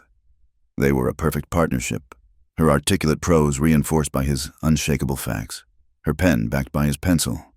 Day 7, the attack, when it came, was cowardly and cloaked in darkness. They were in the barn at Low Lantern, making a final check on the calves, when they smelled at first the sharp, acrid scent of burning pine. Then they saw the glow, an unnatural orange flicker against the deep black of the prairie night. "The trough," Calder said, his voice flat and dangerous. They ran. The new wooden structure he had spent 2 days building was engulfed in flames. Standing silhouetted against the fire for just a moment before melting back into the darkness was a lone figure, a man Nora recognized with a jolt of fear as Rig Holler, a known gunman Grint had recently brought to town. There was no time for anger or fear. Calder was already moving. He grabbed 2 heavy burlap sacks from the barn while Nora worked the stiff handle of the well pump, filling bucket after bucket. They soaked the sacks in the cold water until they were heavy and dripping. They fought the fire like 2 soldiers in a desperate battle. They beat at the flames with the wet sacks, the heavy thuds punctuating the vicious crackle of the fire. Smoke billowed around them, stinging their eyes and choking their lungs.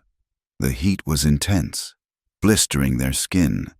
They worked as a seamless team, never speaking, anticipating each other's movements, moving in a grim, frantic dance to save the thing they had built. A flaming plank collapsed, sending a shower of sparks toward Nora. But Calder was there, pulling her back without a word. Slowly, painfully, they beat the fire into submission, until all that was left was a pile of blackened, smoldering, ruined timber. Day 8. The next morning, the evidence of the attack lay ugly and stark under the bright sun.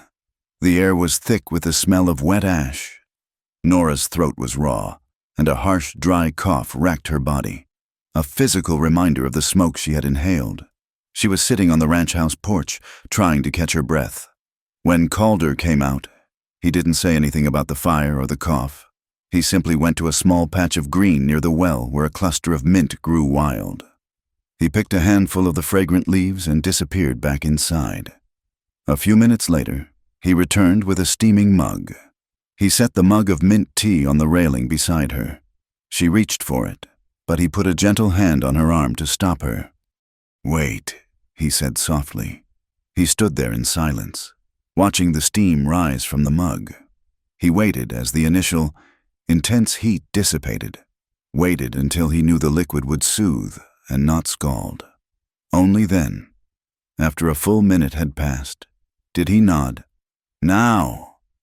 She picked it up.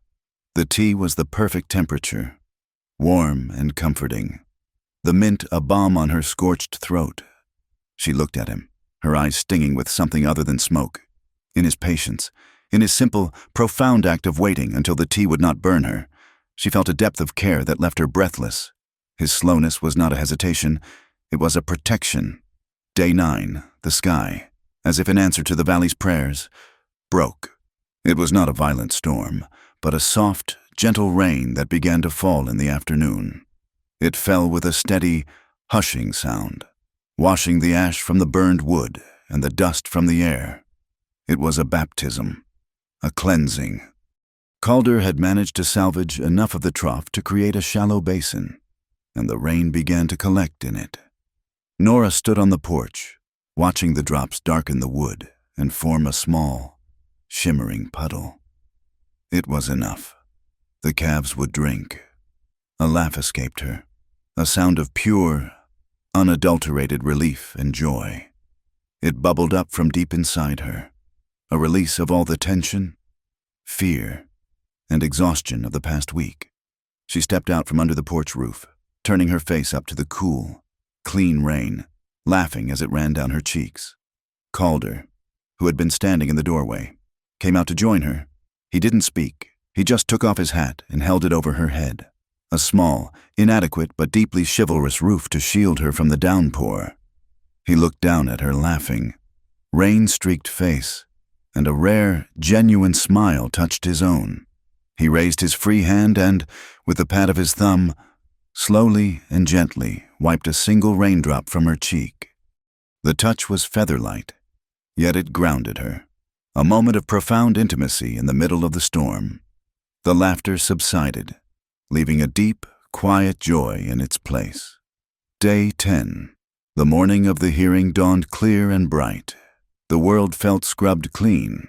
Nora dressed in her most sober, respectable dress. Calder wore a clean shirt, his face scrubbed, his jaw set. There was no fear in them, only a quiet, settled readiness. They had done the work, they had gathered the facts, they had walked the land, built the trough, fought the fire, and written the truth.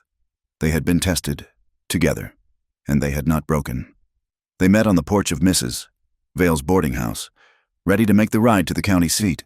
The whole town seemed to be watching as they prepared to leave. As they walked toward their horses, Calder reached out and took her hand. It was not a gesture of passion or romance, but of solidarity. His large, warm hand closed around hers, a simple, firm, unquestionable connection. They were no longer just a rancher and a schoolteacher.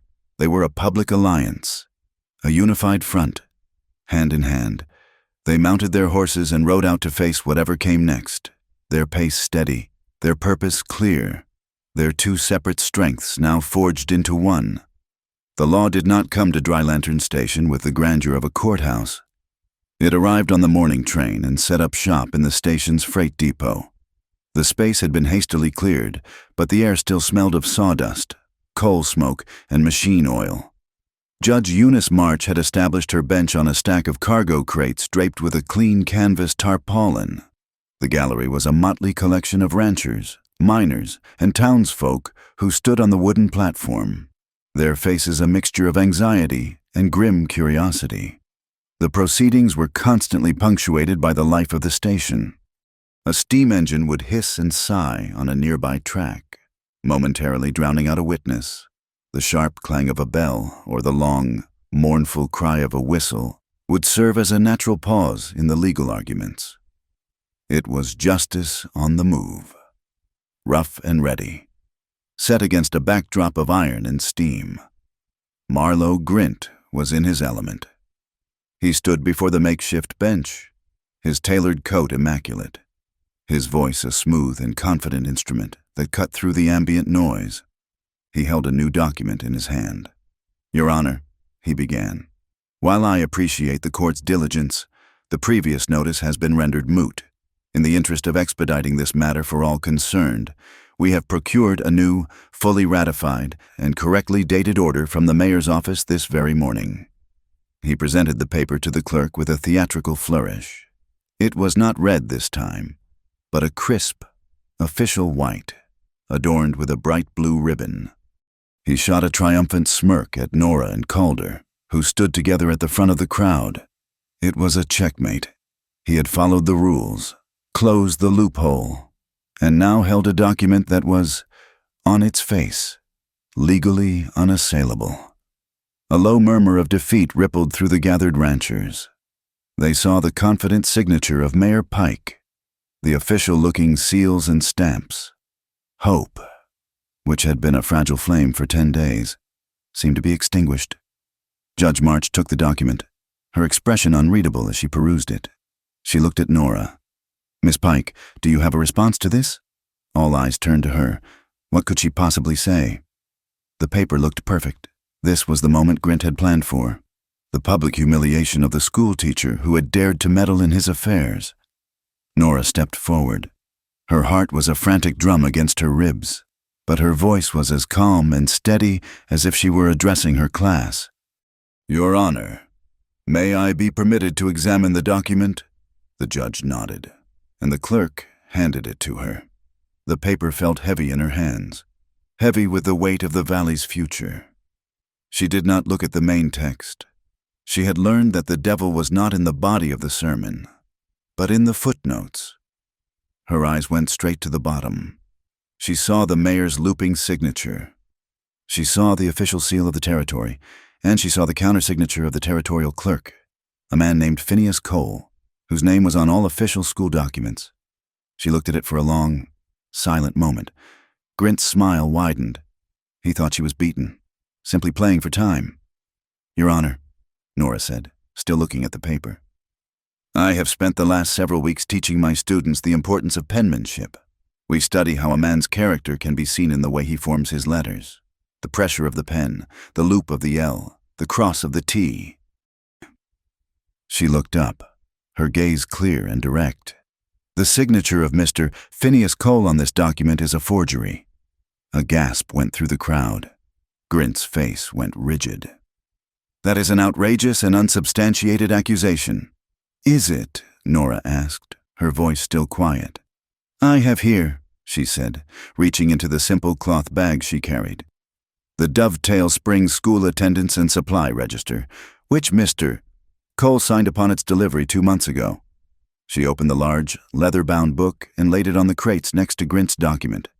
If you would please compare the signatures. Your Honor, the forgery is competent.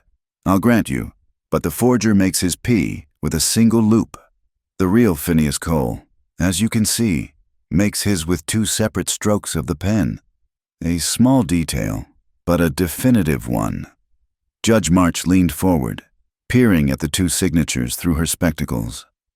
The difference, once pointed out, was undeniable. The one on Grint's paper was a fluid imitation. The one in the school register was fussy and precise.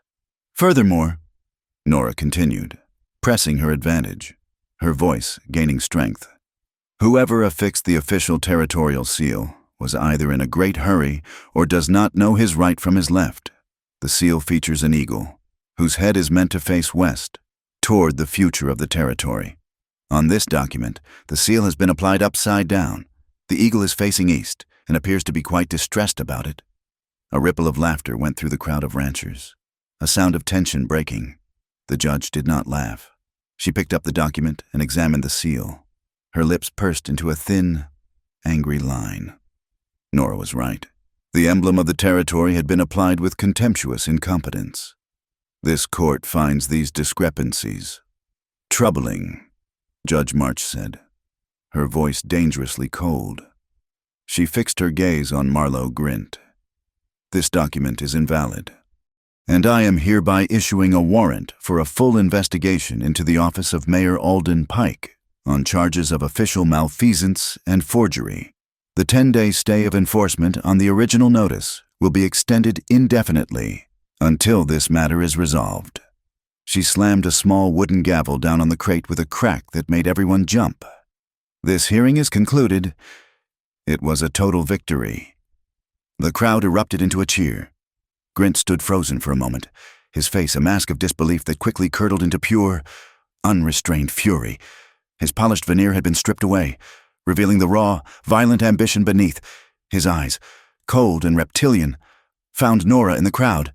Then they flickered past her, to the edge of the platform, where Rig Holler, the gunman who had burned the trough, was leaning against a post, watching.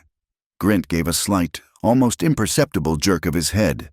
It was a signal, a command. The joyous noise of the crowd began to die down as they sensed the shift in the atmosphere. Rig Holler pushed himself off the post. His movements were slow, deliberate, a predator singling out his prey. His hand drifted down, his fingers hovering over the handle of his Colt revolver. The celebration was over. A new, more deadly kind of proceeding was about to begin. But Calder had been watching Grint, not the judge. He had seen the flicker of communication. He had spent his life reading the subtle signs of dangerous animals, and he knew an order to attack when he saw one. He had not been standing with Nora. He had positioned himself 20 feet away, at the far end of the platform, with the bright, mid-morning sun directly behind him. He was a dark, featureless silhouette against the blinding glare. As Rig Holler's hand closed around the butt of his pistol, Calder moved. Rig's eyes were on Nora, and he was momentarily blinded by the sun as he tried to scan the platform. That moment was all Calder needed. Rig drew his weapon. The metallic slither of the gun clearing the leather holster was unnervingly loud in the sudden silence. But before he could level it, before he could even properly see his target, a deafening roar exploded from the silhouette at the end of the platform. Calder had drawn and fired in a single, fluid motion. It was not a shot aimed to kill, it was a shot aimed to command.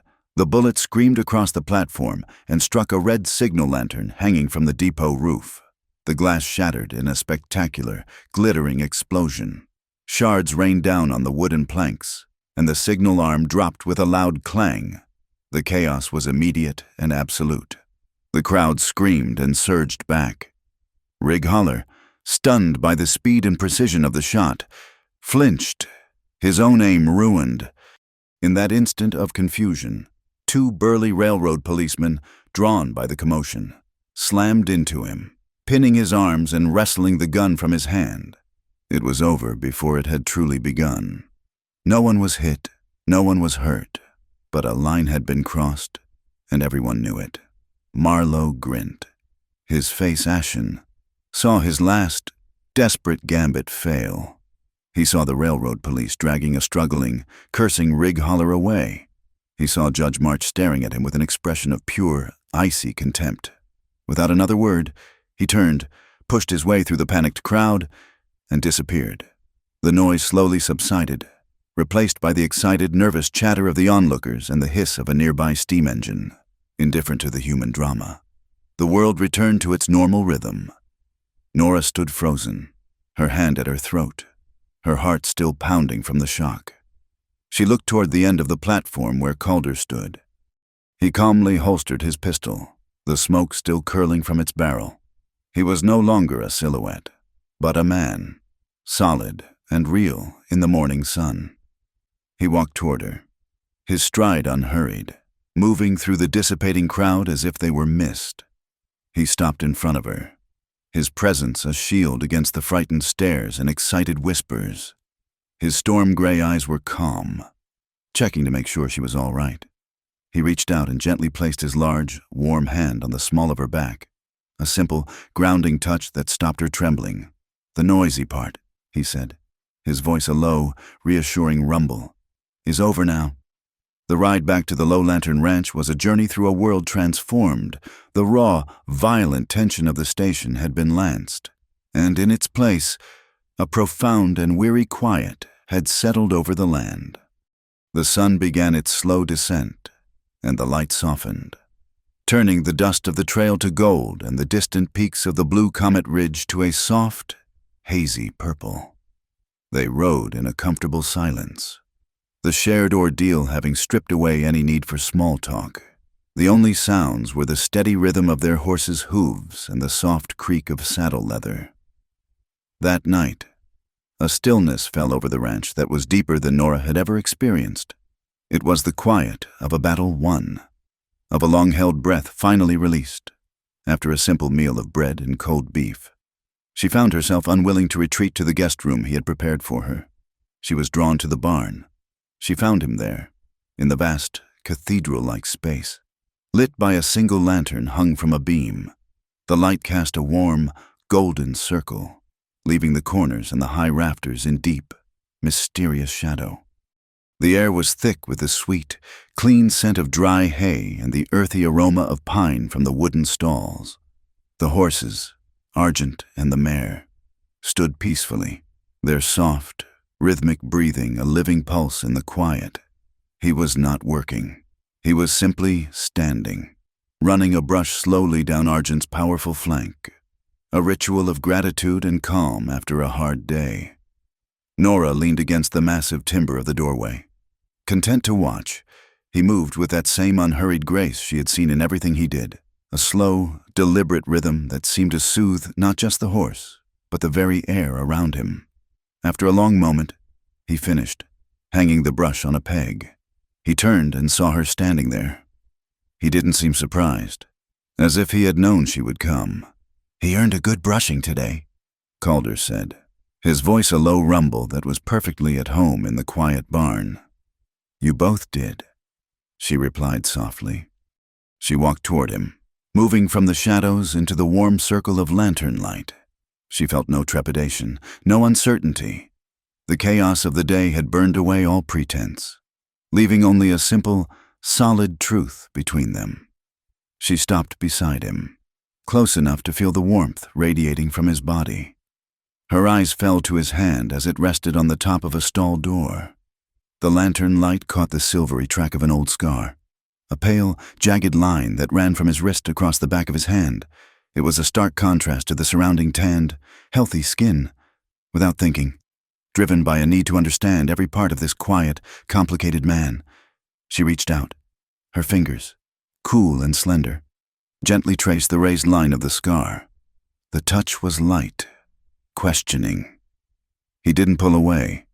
He stood perfectly still, allowing the contact, his eyes watching her face. "A fool's mark," he said, his voice quiet. "From when I was a boy, not much older than your student, Samuel."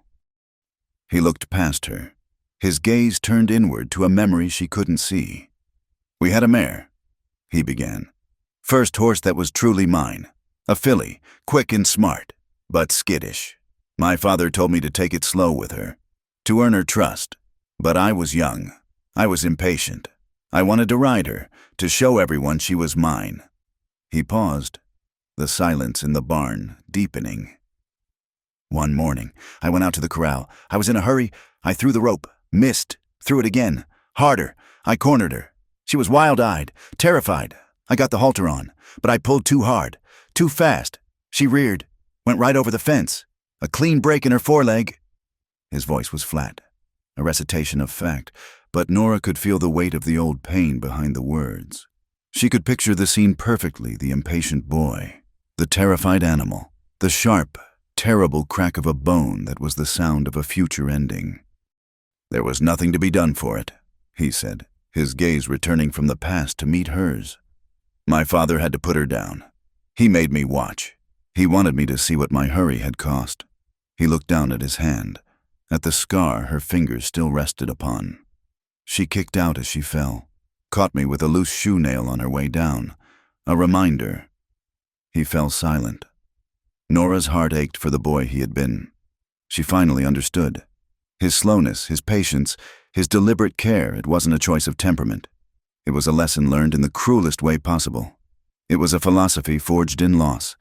She let her hand slide from his scar to rest gently on his forearm.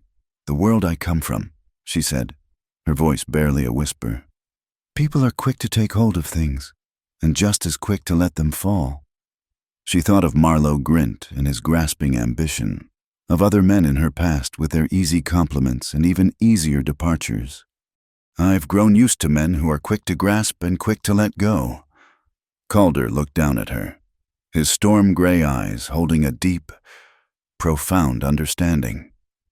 "I learned," he said, his voice so low she had to lean closer to hear it. "To be slow, so I wouldn't tear what's fragile." The words hung in the warm, hay-scented air. A quiet vow, a statement of his very soul. He had learned not to grasp, but to hold, not to seize, but to protect. He straightened up, turning to face her fully.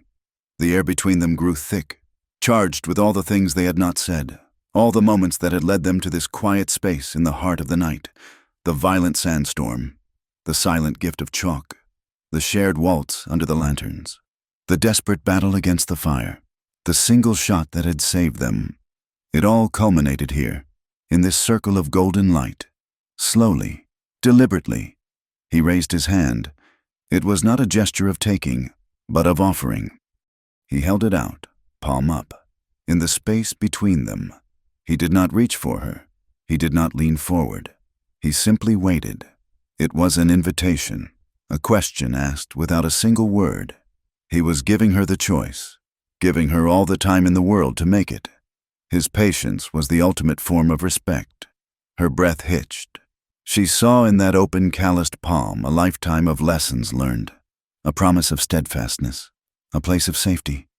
She lifted her own hand and, with a sense of rightness so complete it felt like coming home, she placed it in his. His fingers closed around hers, not with a sudden grip, but with a slow, gradual warmth. It was not a capture, it was an acceptance. They stood like that for a long, timeless moment, hands joined, simply breathing. Their breaths, which had been separate and uneven, began to syncopate, finding a shared, quiet rhythm. In the profound silence of the barn, punctuated only by the soft sighs of the horses, every unspoken question was answered. Every unspoken fear was soothed. He took a single, slow step closer, drawing her gently with him. He raised his other hand and cupped her jaw, his thumb stroking her cheek with an almost reverent gentleness. He tilted her face up to his. She saw the storm in his eyes, but it was not a storm of violence or passion. It was a storm of deep, powerful emotion that had been held in check for a lifetime and was only now being allowed to surface. The kiss, when it came, was not a collision. It was a slow, deliberate convergence, as inevitable and as natural as rainfall. It was a question and an answer, all at once. His lips met hers with a searching tenderness, a gentle pressure that spoke of reverence, not of demand. It was not a kiss that sought to conquer or consume, but to understand. There was no desperate grasping, no bruising force.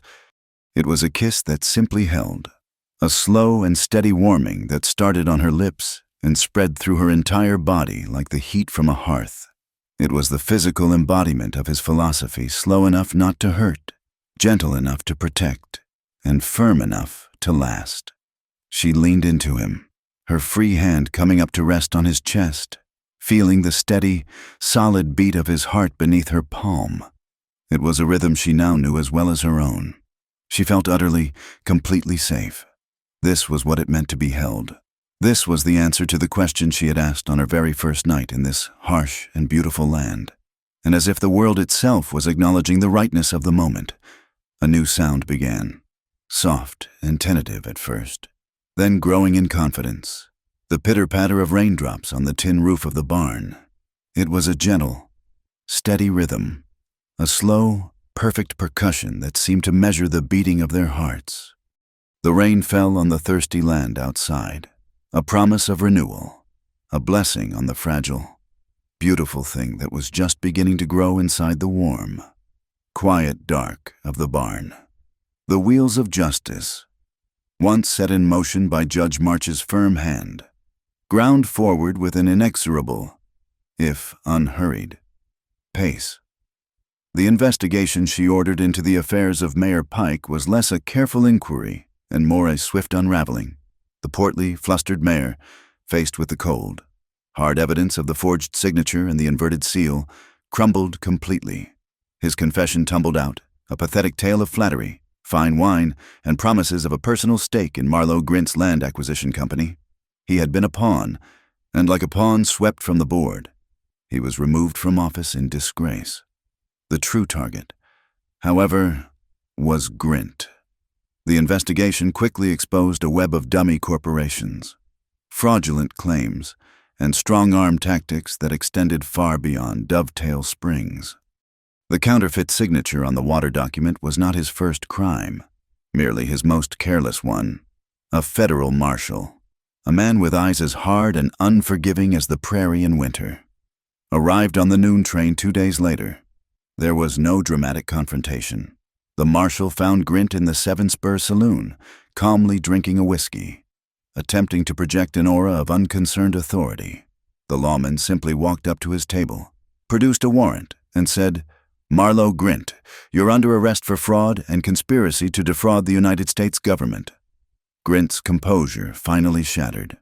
He was escorted in irons to the train station, the entire town turning out to watch in a silent, solemn procession. He was no longer the slick, confident man of the future. He was just a common criminal, his fine coat dusted with the same red dirt as everyone else. As he was led onto the train, his eyes met Nora's for a fleeting second. They held no menace now, only a baffled, bitter fury. He had underestimated this place. He had underestimated its people, and most of all, he had underestimated the quiet strength of the schoolteacher and the slow patience of the rancher. The train whistle blew, a long, triumphant cry, and carried him away, leaving the clean, crisp air of Dovetail Springs behind.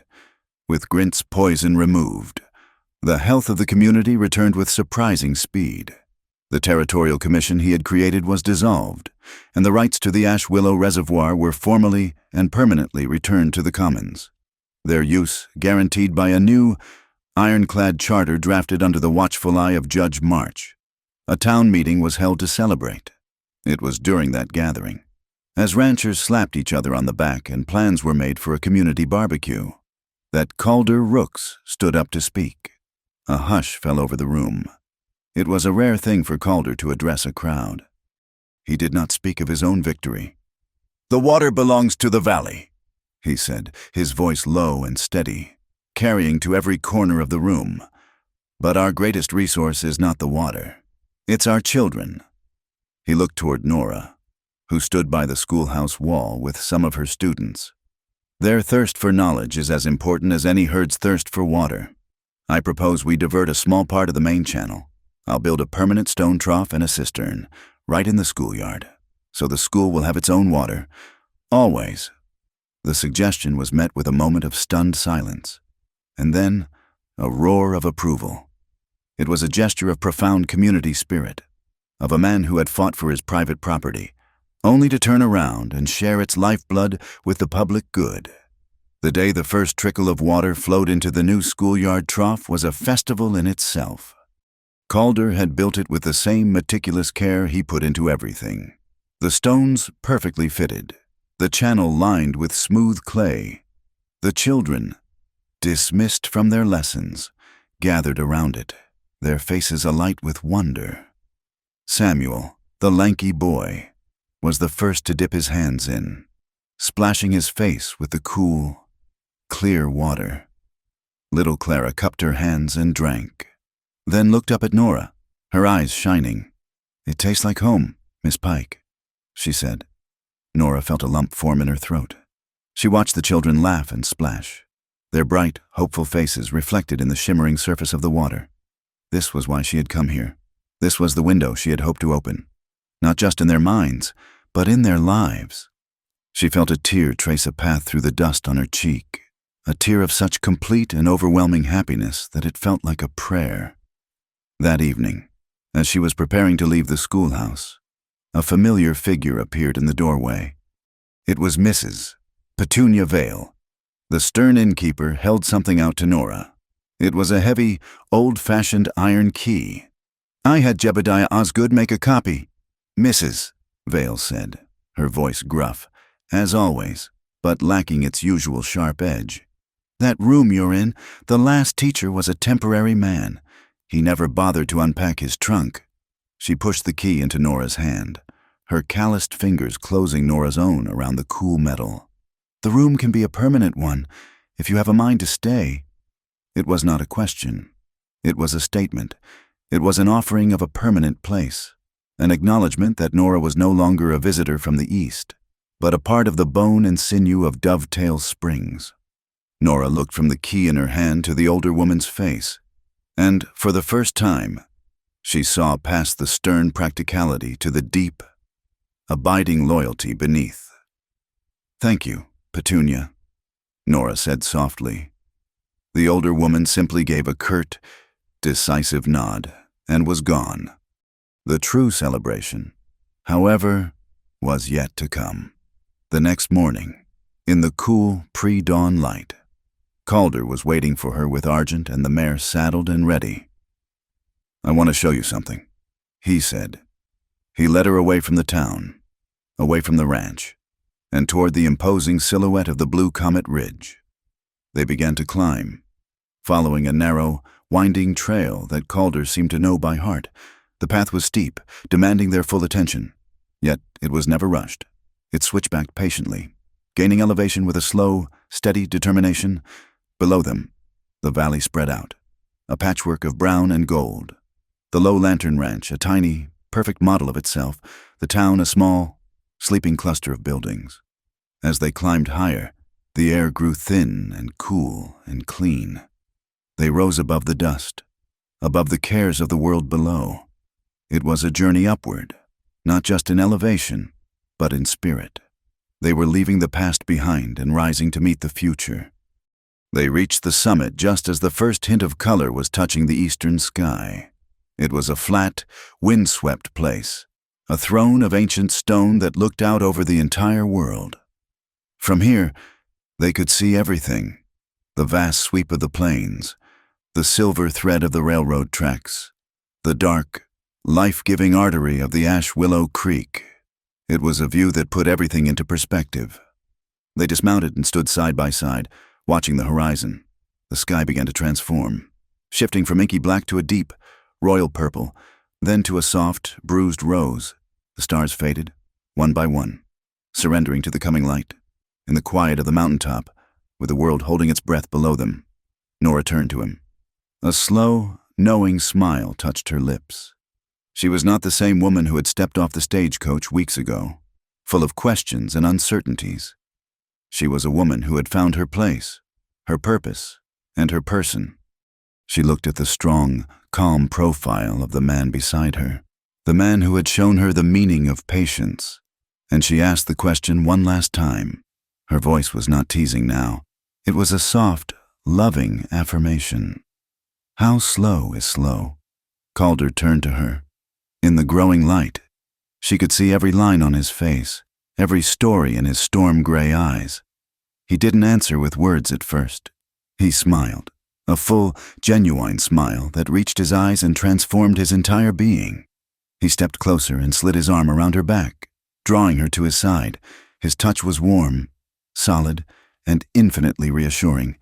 Then, he raised his other hand and pointed toward the eastern horizon, where the edge of the sun was just now cresting the edge of the world, spilling liquid gold across the land. "Slow as the sun," he said, his voice a low, steady rumble that seemed to be part of the mountain itself. "But it always rises." They stood there together, wrapped in the warmth of his embrace and the promise of the new day. The sun climbed, patient and certain, banishing the last of the shadows from the valley below. They belonged to this land, and now, with a patience they had learned and earned, they belonged to each other. They had found their rhythm, a pace that was not dictated by the hurried world below, but by the steady, reliable turning of the earth itself. They stood in the quiet dawn, ready for a new day that was just beginning, a day that would unfold at exactly the right speed. Thank you so much for listening to our story. We'd love to know where in the world you're tuning in from, so please drop a comment below to say hello and share your thoughts. If you enjoyed this journey to the Old West, we invite you to subscribe to our channel, Wild West Stories 1850, and give this video a like. And if you'd really like to support us, please consider hitting the hype button to help this story reach more listeners just like you.